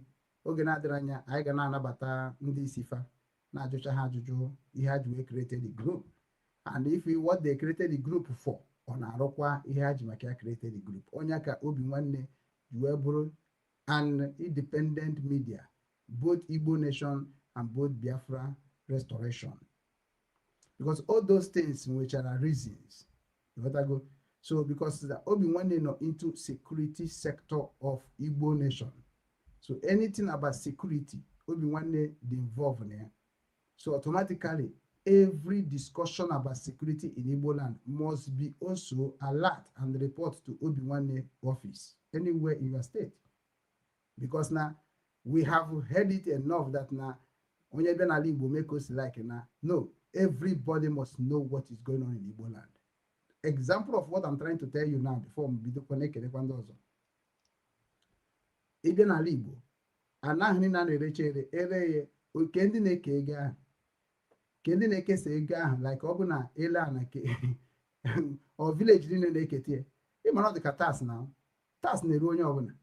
So imagine na ebe property obodo gị na nwere ndị na-eke ya iche, ịmabeghị nke ahụ, ị ga-afụkwa n'obodo na-ata afọ erete nnukwu ego a na agada maka ego a na-asị wee na ewere wee develop community, ewere wee nyere ndị village aka, onwe onye eji wee settle na boy, nothing. So in an ajukwa accountability of all those things that happening, so I'm challenge the whole Biafra believers. They are the ones that are supposed to be repent before they begin to tell other people to repent, because everything about Biafra turns upside down after I'm going to Ugwu, because I'm not here. But everything about Biafra and Kenaf now, it turns upside down. They don't know the value of Biafra. They don't even know the reason why Ojukwu fight. They don't even know what Biafra is all about and what Biafra is protecting. They preach. Because Nnamdi Kanu was angry and speaking how he like. The same thing with Simon, the same thing with me. So because he here we gonna cook his like now.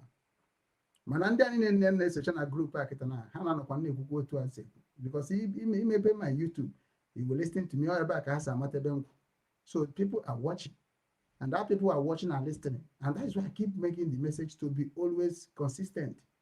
I don't may change. Kobo nwogena ka imaraze ka yesi we buru ofu. So onya menjas na onye na nabata eba nga ajuga ajuju. Ko obodo gesi dị mma. Ko obodo gesi kedu ihe ba dia gi mukwara dia. Onwekwara ihe bụ n'isi iji wee menwu ka obodo anyị dị mma. So onya dị ife ahụ ndị baya na ha ajụ onwe ha.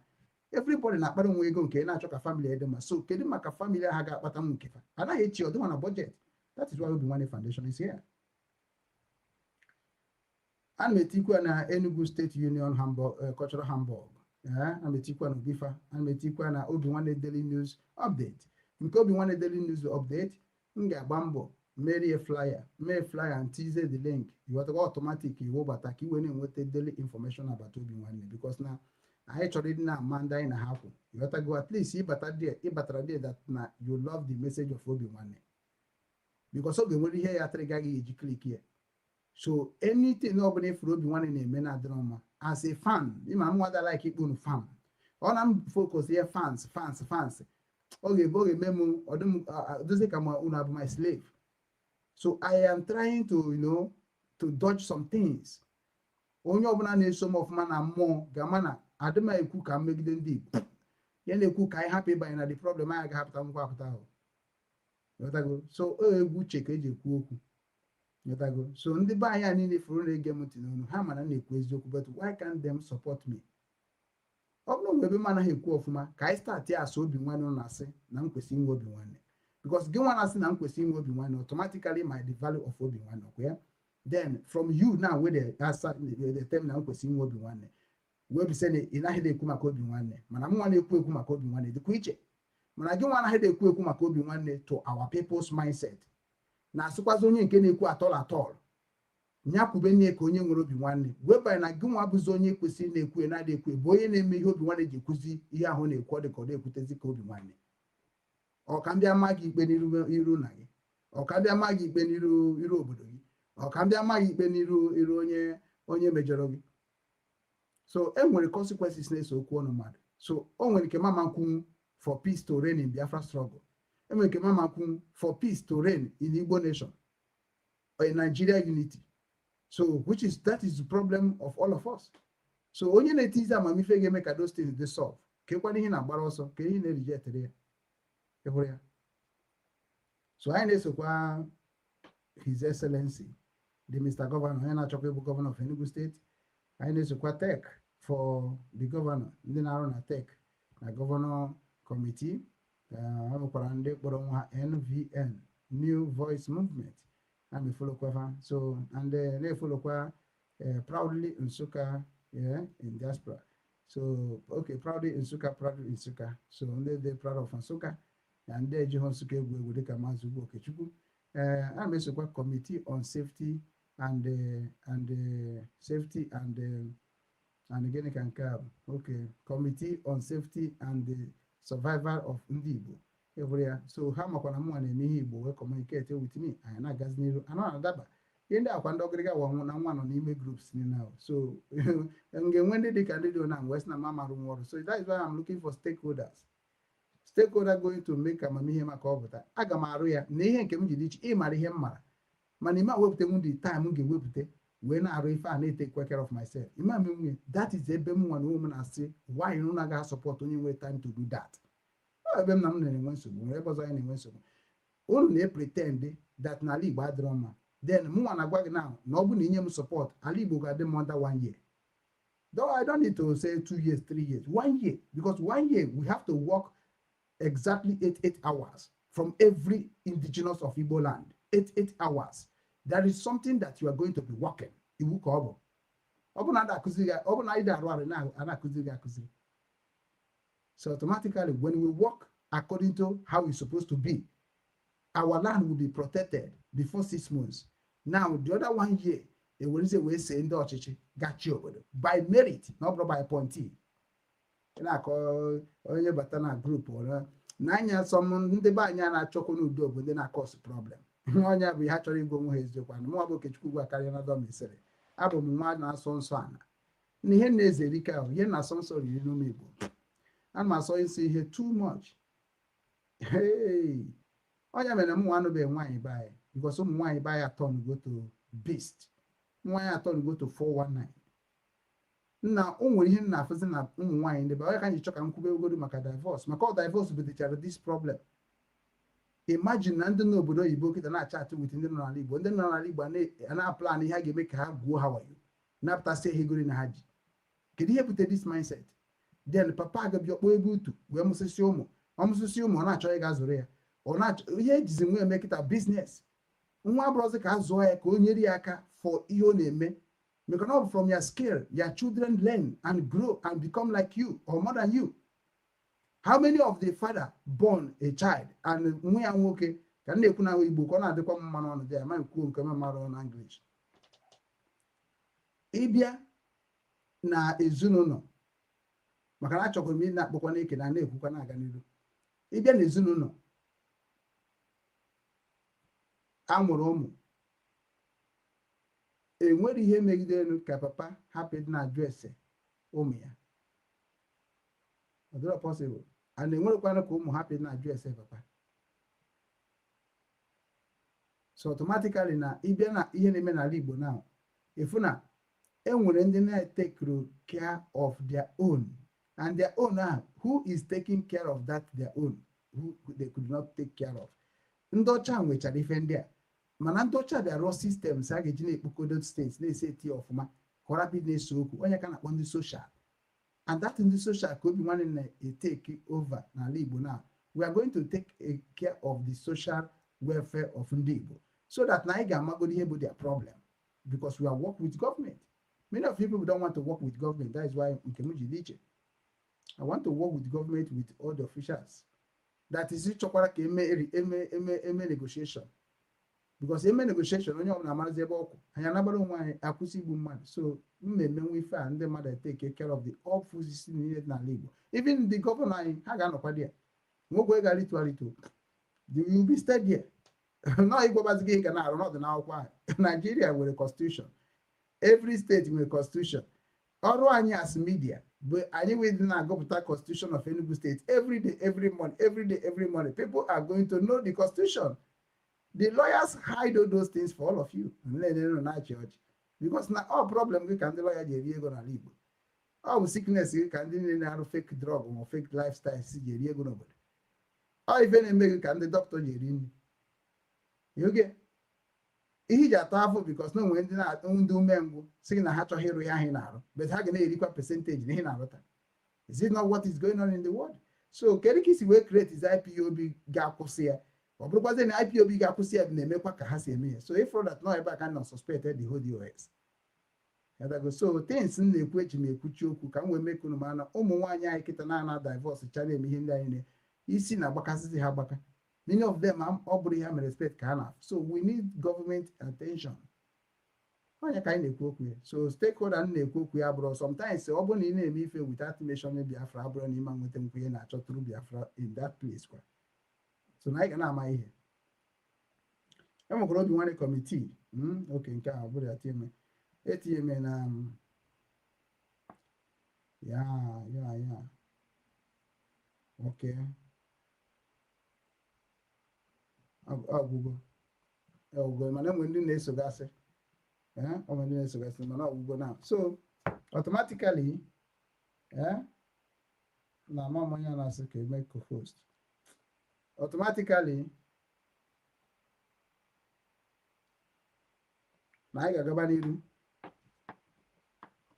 ga-agaba n'iru. So ụmụnne m na ụmụnna m ndị gegoro anyị ntị n'ọnụ, Chukwu kabịa ma gozie anyị niile, mee ka amamihe bịa na ndụ anyị ka anyị were na-enyere onwe anyị aka, maka na amamife a ka anyị na-ekwu okwu ya ana amamife a ka Chukwu nyere anyị ana otu o si wee nyekwana anyị ka anyị ga-eji wee na-arụ ndị Igbo ọrụ, ka ndị Igbo maka ga-atụgharị mkpụrụ obi ha ka ahụ nwanne ya n'anya dịka ha si gwa onwe ya n'anya. N'ihe ka anyị na-ekwu n'okwu n'Obinwanne Igbo TV na-emekwa ka ọ dịrịkwa ndị Igbo n'ime ebe ọ bụla ha nọ n'ụwa niile, ya ka anyị ji na-akpagharị wee na-asị ndị ọbụla ga-ezukwa anyị wee rụọ ọrụ ka unu wepụta obi ka anyị rụọ ọrụ a, maka na anyị rụọ ọrụ a ọ ga-adịrị onye ukwu dịrị onye mkpa ma nwee onye ga-aka ibi ya onye ọbụla ga-agaba ka Chukwu si wee gozie ya nke onye nwere emere gị anya ukwu ka anyị mekwana ife dị na dịka ndị nwere Obinwanne ọkwana ka anyị na-ekwu okwu n'aha Chukwu oke abịa ma ekwere m ise ya.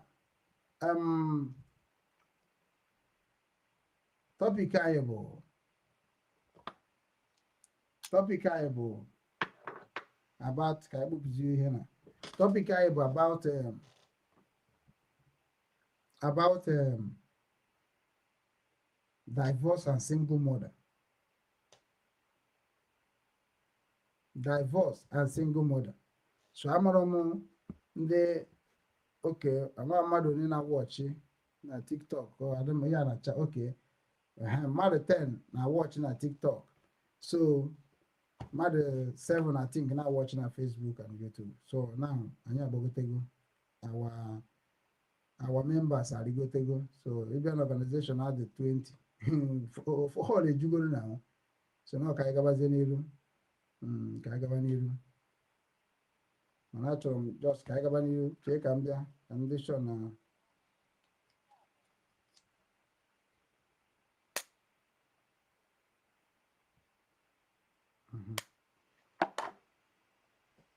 so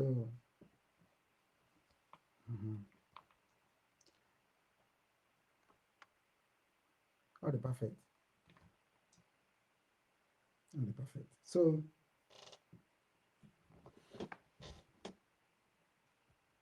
anyị ga-agaba n'iru ngwa ngwa n'oge adịrọ ana ọ bụ na inwekwa ajụjụ ga-ejụọ So single mother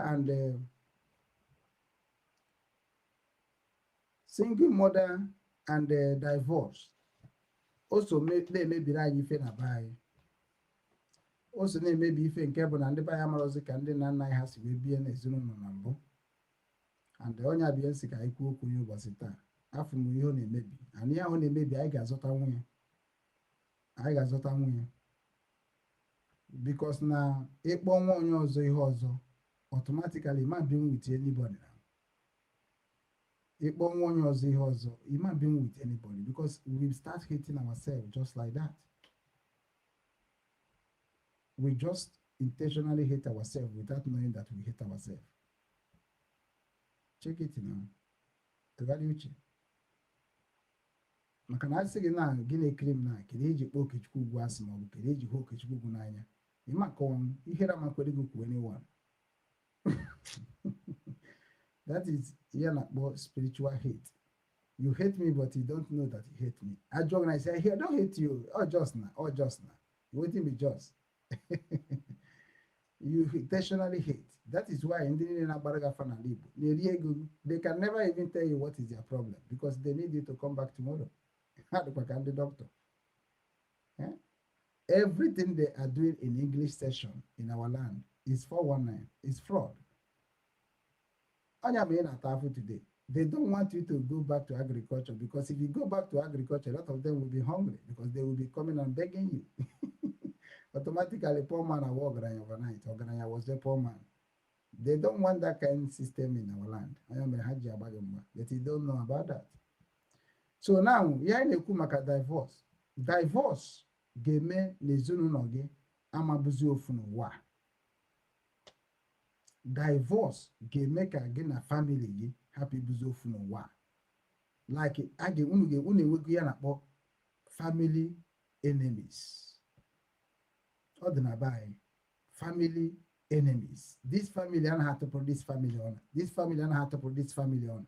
This family na-ewuru this family iwe. This family na plan Igbo family is something like a culture ndị Igbo. So bete nwere ka esi setụrụ ya, ọ na-ahapụta okwu nke ji anụ ọgụ, mana mgbe ụfọdụ na-apụtakwa okwu be nna gị na-abịa anụkwa ọgụ na-egbu onwe ha ma mma ọ maka na ha nwere ọgwụ mma mgbe ahụ onye na-egbu ọgba ha asị na odogwu. So ndị be nna gị etego ha nụbara ọgụ nwanne, mana e nwekwara ka nna anyị si resolve ya mgbe ahụ. So that way si resolve ya, o nwere ndị na-afịa na mmegide ka ọ bụ, o nwere ndị na-afịa na mmegide.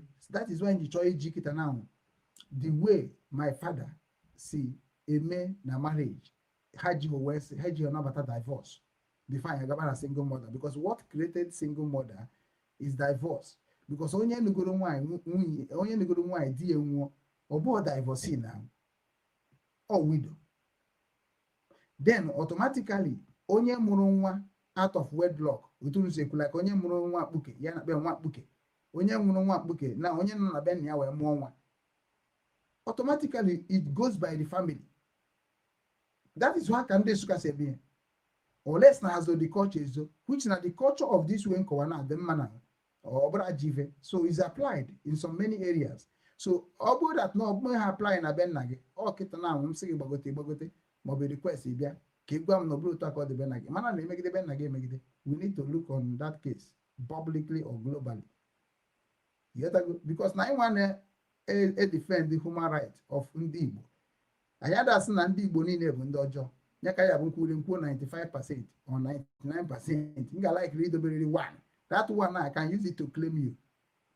So now you can get married at the court of the law. No, but Nandi will be some why is Nandi Bonine Bundori? See, an over 99%. So as some okay, 1% and see, check go to movie.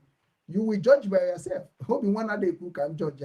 You will judge by yourself. Ajubazegi, Kedine, Ija Patego, Kedukani Kisi, Mihine, Ego in a butter, in a bone and a ben night. Give us the back here, no, that you are not those people who actually may be illegal. So nwanyị ọbụla a nụrụ n'ezinụlọ a na-eme nwanyị ahụ na nwanyị ahụ abụrụgo part of that family. So na ọ bụ na ịmụọ nwa na be nna gị, nwa ahụ bụ nwa nna gị automatic. because also a product of your compensation as a daughter of that father. So omenala Igbo adịghị against mmadụ ịmụta nwa na benia, kama na a na-eji eji ka ọ rapụ ịdị ka omenala. So a na-eji eji ọ na-abụ ya na-etinye iwu because onweghị onye ọ bụ ya nwa na-akọntrolu mmadụ na-akọntrolu onwe. Anyị nwere ike Chineke chọọ ka ọ tụgharị uche unu wetara unu onye ga-agbagoju n'anya na-achọgharịbakwa ya. That is why a lot of ndị ụka ji papa ụmụnna anyị eri ego now, because everybody is looking for their destiny. Yeah, you are looking for your destiny because those people that is you are seeking destiny from, they hold your destiny.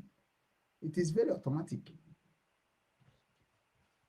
So because now every father have a responsibility. Every father. The responsibility of father big bambo fu na ihe ni normal ma nke extend o ya ọ bụrụ sọ ịmụ nwa bụ isi na ọ ị ga-azụ nwukwa. O so n'omenala Igbo. Ịmụ nke mbụ onwe ihe na-eme ị naghị ejikwata nwe agaghị ekwe ka ịmụ nke abụọ. Onye ama sef ọ dị ka mgbe gboo akọrịta ndị si na-egbuchara ejima ma ọsọ ndala o nwere nwe ga-abịa gbuo abandon n'obodo asị na ama mụ ikuruzie ọ dị ka otu esi mmeri isi kuru Jizọs na-agba na mmiri. Ịmara o mechara n'ala Igbo before. Because many of our people na-akpacha anya eme ife and ha mee ife ha achọ ka onwe ga-enye ha sympathy, and that sympathy ahụ onye ha ga-enye automatically o ga-eji that sympathy wee colonize the person. That is what they call colonization, especially what is going on in this Biafra. Many people just love one Nnamdi without knowing what Nnamdi is preaching. It's a colonization. You can't do without Nnamdi. That is colonization. So we are original people that will free you like you are seeking freedom from Nigeria authorities. So ị ga-eche maka ihe ga-emepụta n'aka gị na ọ bụrụ ihe Nnamdi ga-enyere gị aka mee, and ịsịkwa na ọka Nnamdi wee mee ma ọ bụrụ na anyị nwere freedom before bịa mebe ihe na-eme. Check go that na ọ bụ na enwe freedom now kedu ka esi wee mee ihe ga-eme, because na a na-agwa gị na ihe na-emebi every day by day, and ihe na-emebi every day by day gị must emebie in your own quarter, and not that thing actually dey break. So automatically ndị a niile bụ ndị na-anụcha nwaanyị wee nụcha nwaanyị nwee problem with nwunye ha. Lee ka ndị Igbo si eme ya. Ọ bụ na ịnụọ nwaanyị enwere ka esi anụ nwaanyị n'ala Igbo. Ọ bụrụ ịgba ndụ. Ịnụ nwaanyị bụ ịgba ndụ. Agbago mmadụ na-aba akwụkwọ. Ifuge agbago ha ndụ bụ ịgba akwụkwọ. Ị na-ana ala ịgba akwụkwọ, ị ma na ihe na-eso ebe ịgba ndụ. Ịgba akwụkwọ, ịgba ndụ. Ọnya bụ ihe jikọrọ family ọnụ. So ndị be anyị bịa ndị ọcha bịa wepụ ịgba ndụ tinye ịgba akwụkwọ. So automatically ha bịazi n'akwụkwọ eji agba ndụ wee change the reason of ịgba ndụ. So ị na-afụzi ịgba akwụkwọ ka ọ bụ common thing. That is why many of you people have break the heart of the nature. Eburu na-claim na serve God. Because na ịgba akwụkwọ enwere ihe ọ na-enye na ndụ na-abụghị ya na-akpọ courtism. Court. I belong to this society that's going to judge me in any time I have problem. So you now believe in somebody. Onya ni wego chinabo. Ndị na-agba afọ ndị Igbo setie. Come and now challenge what I said. Because now many of all of you, I'm all the Mbunu jibiri wee mebibe ala Igbo. So ebe anyị ihe ọbụla ndị Igbo na-eme, ihe a na-eji bụ ọfọ na ogu. Ọfọ na ogu. And ọ bụ na ijide ọfọ na ogu, onwere onye ịma mere nwu n'ụwa. Both spiritually and both physically. And ọnya bụ ihe ndị ahụ niile ị na-akpọ leader na-achọ ka ha were n'ime gị, maka na ihe mere iji ejekwu ha ekene ha na ka ihe ha na-eme gị. Because na ọnya ka ndị ọcha na-eme, ndị be anyị na-emecha ndị ọcha enye ha ego niile ha nwere na bank. Ya na-akpọ ebe ịsa isi. Ịsa isi ka ndị niile abụ the group of the people who create chara jiga arụ ọrụ, ma Biafra group ma whatever group ha chere na-create to control many souls that are going to believe in that ideology of their own foundation. Go and check it. Every foundation nwere ideology. Ejofezak nwere ideology. Mazi Dibia nwere ideology. Uncle Ibi nwere ideology. Onye obodo nwere ideology. Nna Atu nwere ideology. Okenwa nwere ideology. Lozeus nwere ideology. Okwulora ndị Igbo nwere ideology. Onowu Igbo nwere ideology. waja bụ ụzọ bụ eziokwu bụ ndụ nwere ideology. Mazi dibia nwere ideology. Even ijebeze Blord nwere ideology. Obinwannem nwere ideology. Kere nke eze mmụọ mbụ chief priest nwere ideology. Our governors nwere ideology. Our senators nwere ideology. All the religion leaders nwere ideology. All the traditional rulers nwere ideology. Ụmụnna nwere ideology. Ndị ụka nwere ideology. So kezi ndị eji ideology ha arụ ọrụ today for all of us. Korofi uru na-eme onwere n'ala Igbo ahụ. Amara nke a ga-eme unu guru nghọta na nwoke na-akpụkwa brenu. Ịma na many body onye ọbụla chọcha ka ọ bụrụ ideology. So ụfọdụ na-enwe ha ideology ma ya na-eme. Ndị na-enwe ha ideology ma ya na-eme ha eje mmadụ na nke nwegoro ideology ready. Ha madozie ebe ha maka asa abụbazie ha na-etiri ha mkpu na social media. I support Okechukwu Ugwu. I support Nnamdi Kanu. I support Simon Ekpa. I hate Okechukwu Ugwu. I love Simon Ekpa.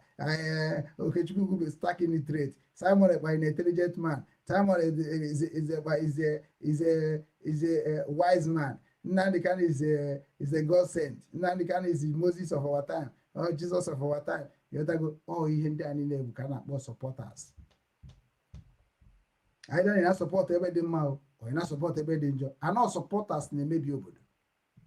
Obodo anaghị enwe supporters. Igbo land enweghị supporters.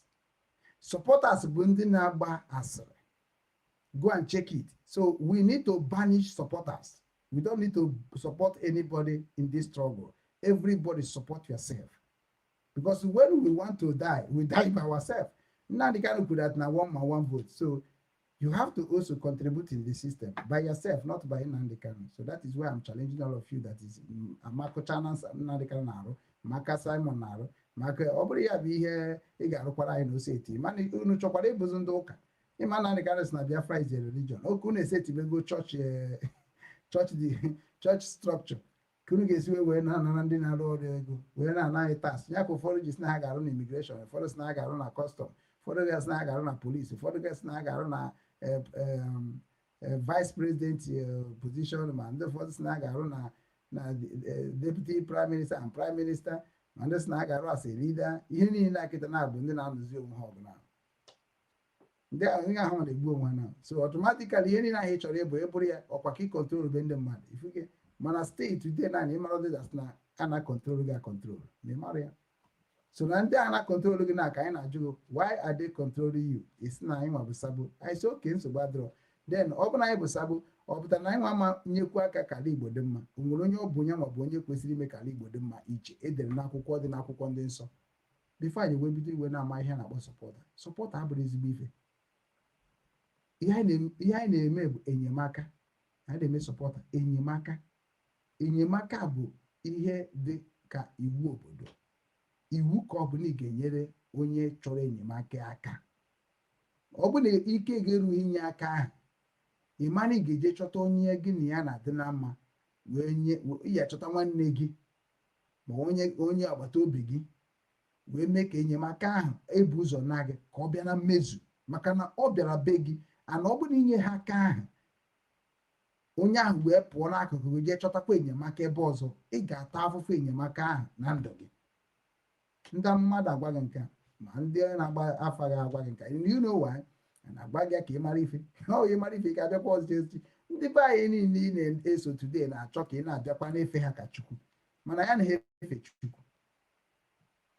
Chukwu anyị na-ekene ekene ka anyị na-enye Chukwu. Mụnwa amafe nna m for what now? Ugwu ka anyị na-akwanyere nna anyị jee cheke na the structure of Igbo ọdịnala anyị na-akwanye ugwu. So if you did not worship your father according to English version, then who are you going to worship again? Christ. Ijuru ọzọ nwoke kedu ihe mere Christ ji wee bụrụ onye amara amara n'ụwa niile? Amara ya through evangelism, ka amara ya through maybe government worker, ka amara ya through onye oziọma. so ichekize ka isi mara Jizọs wee mazie na ife ị na-eme kịta na ife a ndị pastọ na-ekwube eziokwu ma ọ bụ ihe gbasara Jizọs ka ha na-eme ebe a ka ya afọ ebe anyị si abịa. So na ndị mmadụ bụ ọ bụrụ na ịnụọ di mụọ nwa dịka m si ekwu maka divorce, nwa ga-abụ nwanna gị na ịmụọ ya na vileji gị. Then ọ bụrụ na ịnụkwanụ di mee ihe kwesịrị ime dịka ego nwaanyị mechaa ya wee mụọ nwa, ọ bụ na osebere unu okwu agaghị agbasa unu. Ihe a na-eme bụ na a na-enye unu ohere ka unu jee tụgharịkwa uche, maka na bifo mmadụ anụọ nwaanyị na gbogbo a na-ejeri ije mmụọ jeri ije mmadụ maka na mmadụ na mmadụ ịnọkọ n'ofu ụlọ ọ dịkwa ka agụ na agụ ịnọkọ mgbe agụ na-agụ agụ. Onye mara Igbo tụgharịa okwu m kwuru. Ọ dị ka mmadụ na mmadụ ịnọkọ, ọ dị ka mgbe agụ na agụ na-agụ agụ. So ọ bụrụ na ị mara Igbo ede mara Igbo asụ, ide ya gị ghọta, maka na Igbo kịta na onye ka na agụ adịghị agụ ibie, agụ adịghị agụ ibie means that na nwanne adịghị nwanne ya. Ọkụghọtago. So ọ bụ iwu etiri na kingdom of ndị agụ, which is ọkwa agụ ka anyị yi na. So mụnwa ama che echiche ka m ga-esiri nwanne m, ma otu ọbụla o si wee dị. Ị ma na igbuo nwanne gị na iriga anụ nwanne gị, ị ma na imewe nwanne gị obi ọnwụọ igbugokwa nwanne gị. Onye mere ihe ọbụla nwanne gị ga-eme tie mkpu maọbụ owu tie, nna ị gaghịkwa arahụrụ ya ụra abalị na ọ bụla ị nwere obi nwanne. So ihe na-eme na m na-ekwu okwu ya bụ na ndị na-abụ adivọsụọ has not the end of marriage. No, ebe a ka Christianity mere arụ, and that arụ a Christianity mere kịta bie ebuteziri ọtụtụ ori dị n'ala Igbo, maka na ndị divorcee na ndị a na-ebelieve for forgiveness. Ọha nwa mere na criminality dị too much n'ala Igbo. That is the place Christianity contribute mostly in what is going on in Igbo land, because now ihe ịkụziri mmadụ ka ọ ga-eji wee mara ihe na ọ dị very simple. Ọ ịkụziri mmadụ ka ọ ga-eji mara ihe.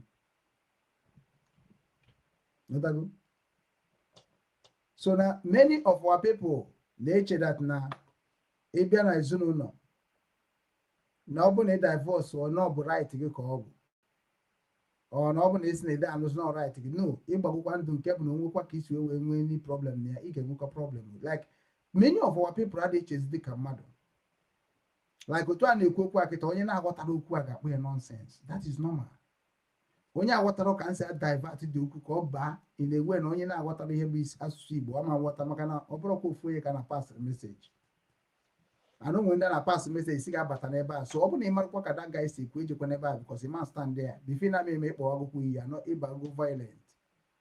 Listen to the message and stay quiet, because anything you do or say, they will use it against of you in the court of the law. Because if you say that what this guy is saying is not true, that is what they call counter or debate. But you cannot debate who is more than you. Only way you can debate is online, commenting your mind. But that your mind is already settled by delivering it in all the eyes of the world. So now, if I'm not na-ekwu, adị m ekwu ka ịghọta ya na ihe na-ekwu ya bụ na kpọrọ m echi esi m na ịchọkwa ka nkụzigharịara gị ife, maka ma akụziri gị ka ịghọta ya ọ dịrọ possible. M ga na-eme ka ị dị confused, and ịdị confused ahụ onye ọ ga-eme ka ị mara nwere uru mba n'ala Igbo, maka na nọkọta nsepụta isi m ekwukwa nkwukwa nke m ga-ekwu m nwajizie ndị ọzọ wee ghasakwa gị isi wee nakwara onwe m. Mana onye nwere isi kara aka bụ onye ga na-eso obi nwanne na-aghọta obi nwanne. So na marriage anyị na-emezi na ọ bụ na anyị nụ nwaanyị ọ na-eme ọfụma, anyị asị ya naba for what? Mgbe ahụ befe nụọ nwaanyị ahụ ọ na-emekwa ọfụma. Ọ bụrụ na eme ọfụma mekọta ọfụma kwụsị ime ọfụma, that means nwere something wrong somewhere. Ọ bụ na nne nke nwaanyị enye ha aka ka achọpụta ihe nwa ya nwaanyị na-ewere iwe, nna eme ka nwa ya nwoke kwuo ihe mere iwe ji ewe, a na-eji nne na nna esetụrụ. So things have already divided our culture, and that thing divide our culture bụ ya na-akpọ wedding. gịnị ka ọ bụ n'omenala Igbo ịgba nkwụ? Ọ bụ na ọ bụrụ na-eme ka mara. Yes, anyị enwego onye ọbịa na TikTok. Ka ama na enyekwara ya ka gbasara oziọma ka ọ dịkwa oke, bikọsị mana oziọma ọ ga-adịkwa mma ka onye ọzọ na-etinye ọnụ, ka m na-akọnetikwa onwe m, bikọsị na m alaik na-ajụ m ese, maka na onye ahụ ga-enye m aka ka m kọwara ndị be anyị exactly what is difference between Christian and omenala. And when you understand the exactly truth about omenala, ọ ga-enyere anyị aka secure our land. Nwanne m nwoke Emmanuel Deje, welcome to Obinwannem Igbo TV, ebe a na-ekwu maka omenala Igbo na ọdịnala Igbo na njikọ nke ụmụ Igbo n'ụwa niile. Obinwannem bụ ndị na-ekwu na obodo anyị ga-adịrịrị mma, mana onye ọbụla ga-etinye aka n'ọrụ. N'onye ka anyị na-ekwu okwu. Anọkwa m n'ala Hamburg, Germany, ebe a ga nsị ewetara gị ozi a. Abụkwara m onye Amaji Ụmụakashi nke dị na Nsụka, n'ime Enugu, ala Igbo anyị na-ekwu okwu ka ọ dị mma, maka na ịmara gị ma n'ala Igbo adịrọzị na mma. Igbo ahụrụzi onwe ha n'anya, mana anyị na-ekwu ka anyị ga-esi mee ka ọ dịkwa mma, maka na ha kesesie n'onwe ha, na nkesa ha kesekwara onwe ha, ha ma akwụkwọ ka anyị ga-esi wee kpakọzie onwe ha ọnụ. N'anya ka anyị na-ekwu ebe a ka ọ dị ka o kwesịrị ịdị. So na ọ bụrụ na ị nwekwara atụmatụ ị ga-eji mee ka ọ bịa na mmezu, ma ọ wepụtakwana nke m ga-eji so oge, ọ ga-amakwa mma n'ụzọ m ga-ekwu oghe. Ndewo nna m.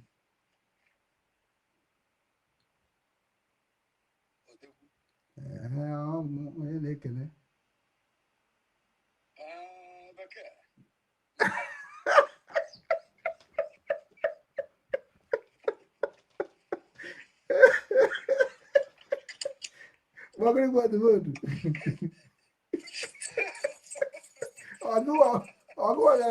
ọgụ ya TikTok.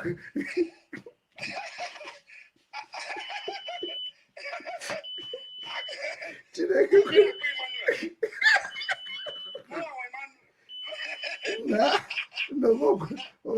ọgụ ọbụzi Jizọs of our time. Jizọs abịaghịkwa ahụ. Chineke nọ otu a ka Jizọs chọrọ isi.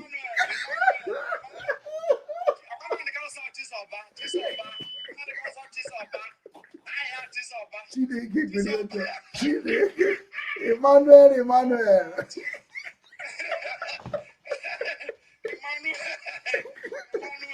Kebe TV Joshua Emmanuel nọdụ. Kedu ebe TV Joshua Emmanuel nọ?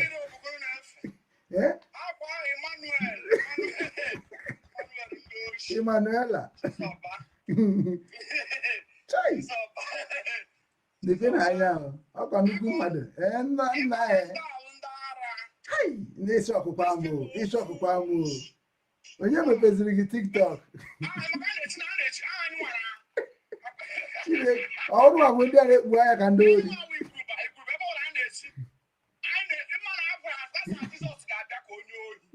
Ya begokwa.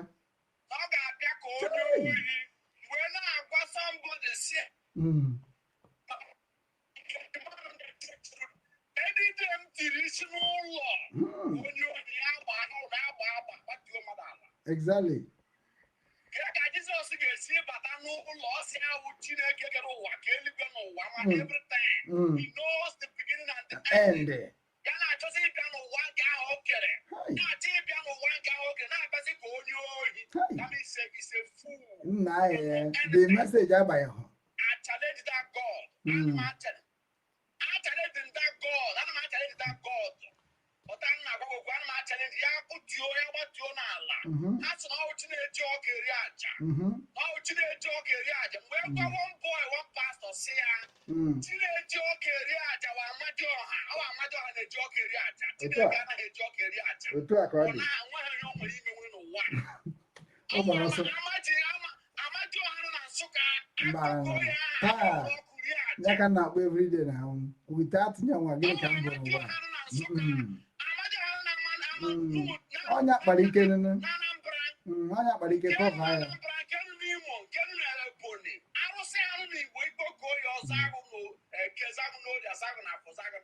Ha jụrụ ajụ.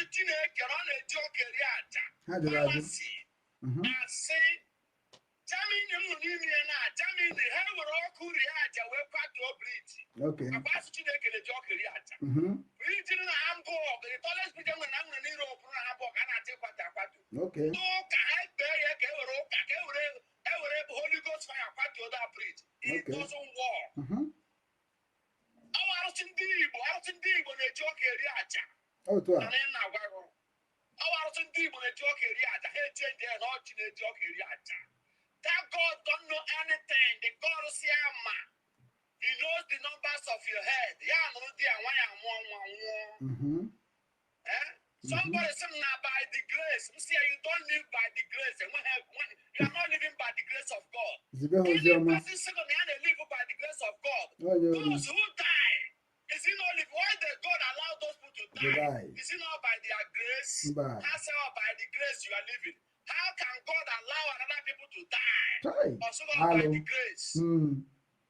Why did he create you for the first time?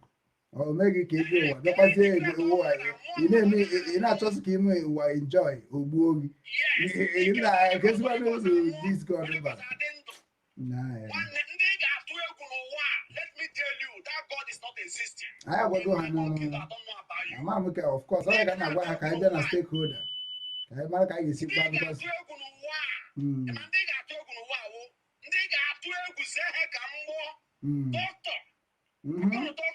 Oh, doctor.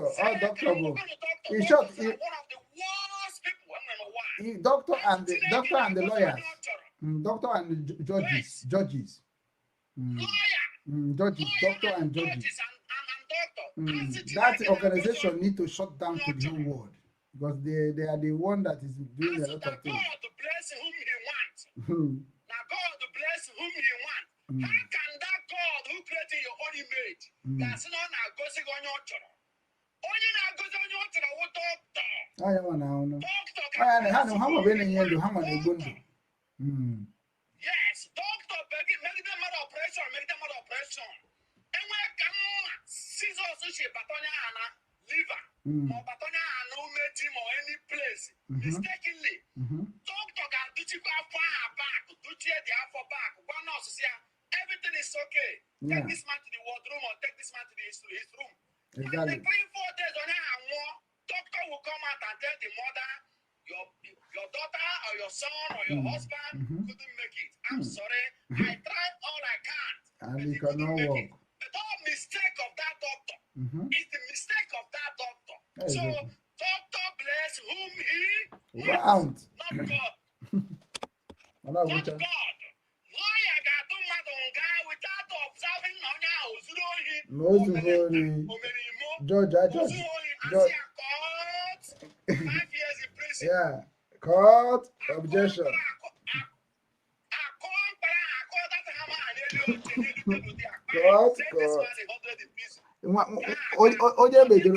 Onye mejọrọ na-ebezi. Onye mejọrọ arịrị. Chineke anya mmiri. Chineke nọ n'eluigwe. Jizọs bekwara arịrị. Ịda na n'alụ. Alụ.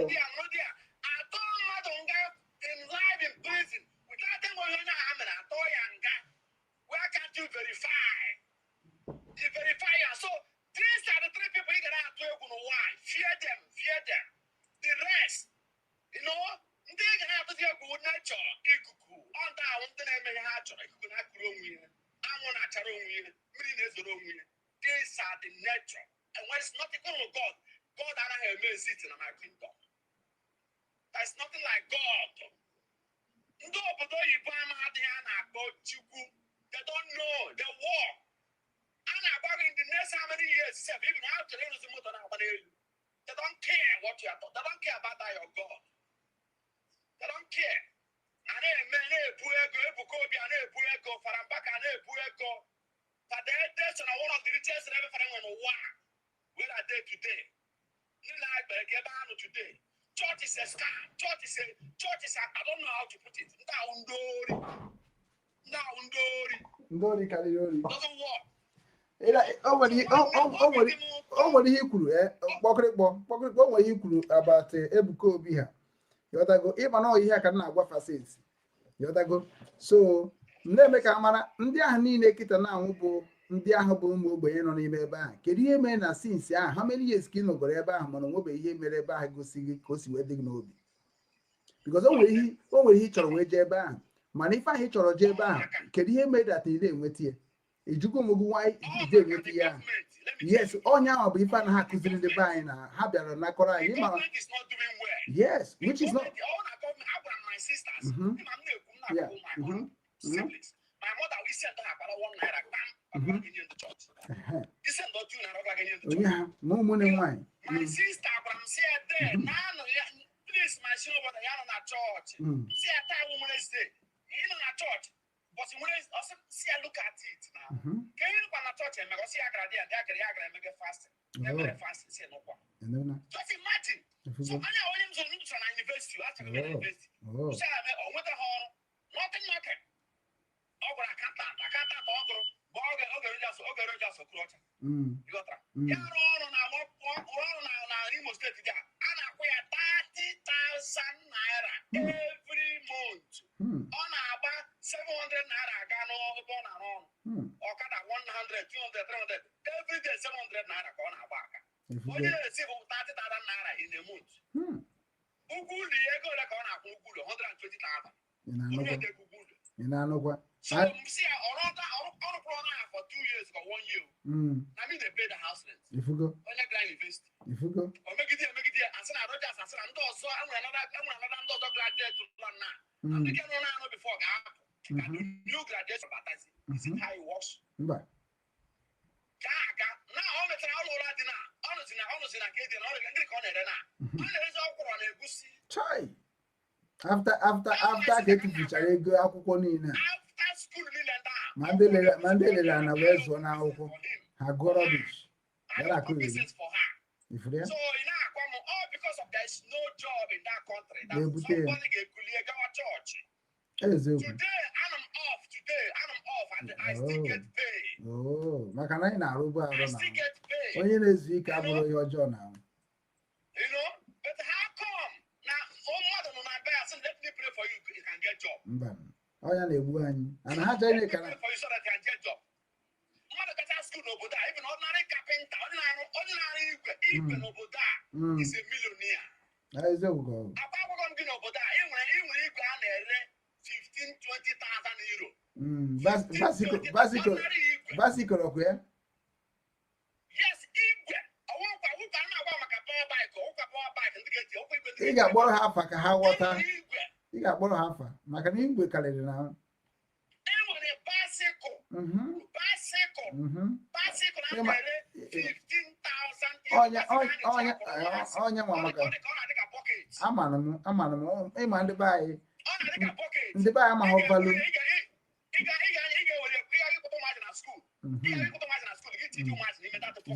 Yes, because of 15,000 euro. I rose of man. Nyaka Basico, Nyaka Moto, anyway, I couldn't.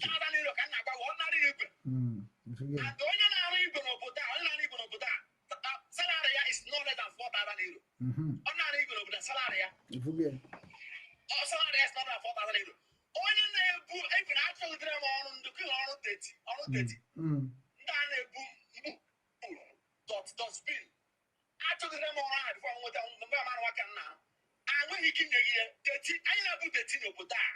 What I put the tea we have, I gave you the time, they are a mission, the tone or side the ten minutes. You pay what on out of Buddha, and one or the apple. Now, all over that. Oh, make up a school, and now when you didn't go in the school. You didn't go in the school. But how come somebody gets an event in Nigeria? Become a crasella. The whole president is saying, which is near what Carabro G, but or Abia Kid, where you go to job infrastructure.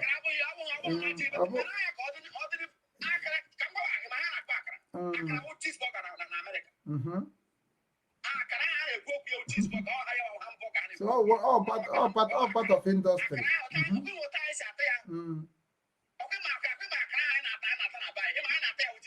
Yes, Malhabes a Mezi Boga. Yes, Armano.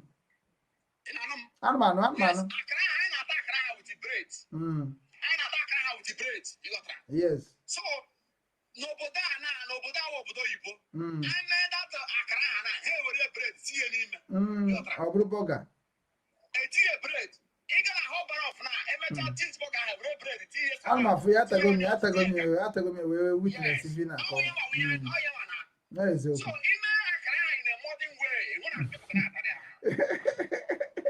I will say, dear mama. That is okay. We should not all the government to do that. Go away, create a job opportunity. Go away, create more job opportunity because now, Ofonye Yakara, we are near Yaka. Manifa Diana say na serve public so ekwesi ime ko enya aso de na aso onye nke ọzọ ana ekeke onye nke ọzọ na-eti onye nke ọzọ na-ebi onions onye nke ọzọ na-ebie ose onye nke ọzọ na-ebie green so ọ ga-abụ ebe thousands people will na-anwụ arụ ọrụ n'ihe ofu onye na-eri gọọmenti na-akwụsị ndị ahụ ụgwọ that is part of it. Solar inside Afro. So what do you want the poor people to do? Oh. So what do you want the poor people to do? Oh. If Afro is using solar, that means of course. HS steady life. Don't think about light. No, don't think about light. So basically, yes, it goes in. Government they use regular light, they use regular solar. That is just to forget about it. How many times can a woman with a power bank in Ubochi? But that is a power bank in Ubochi, but again. Yeah. How many times? But taking a power bank. Yeah, because almost office of Nigeria with a charge, and many train require charging, many bus require charging. So you just want to know. Before you know happy, go to home and happy now on your way to work. Before you require battery you so it's okay now. You will or charge you up happy when not. So if you that now all road up and down, front and back.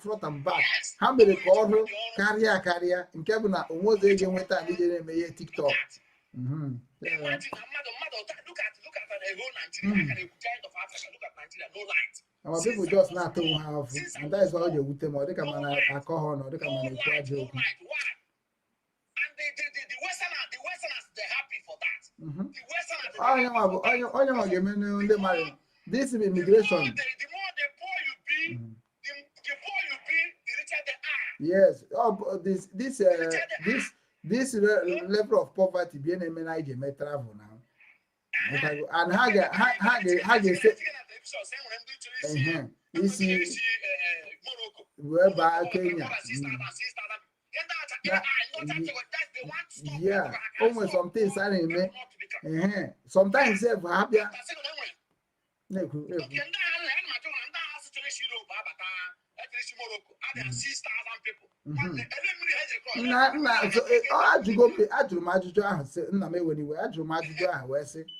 That na ke kwano ebe the security of Morocco dey ndị anyị na-ewe batacha wee kwụọ na land wee baa na mmiri once wee gaa once yezi so this kind thing now bụ AI for my eyes and ogonobo AI that means government is working with the immigrant in different ways. Brother, let me tell you, especially in Germany, one of those Spain. Nanda ulu na bata. Au kwa Jamaica hana abia. Oh. Au kwa Jamaica hana abia.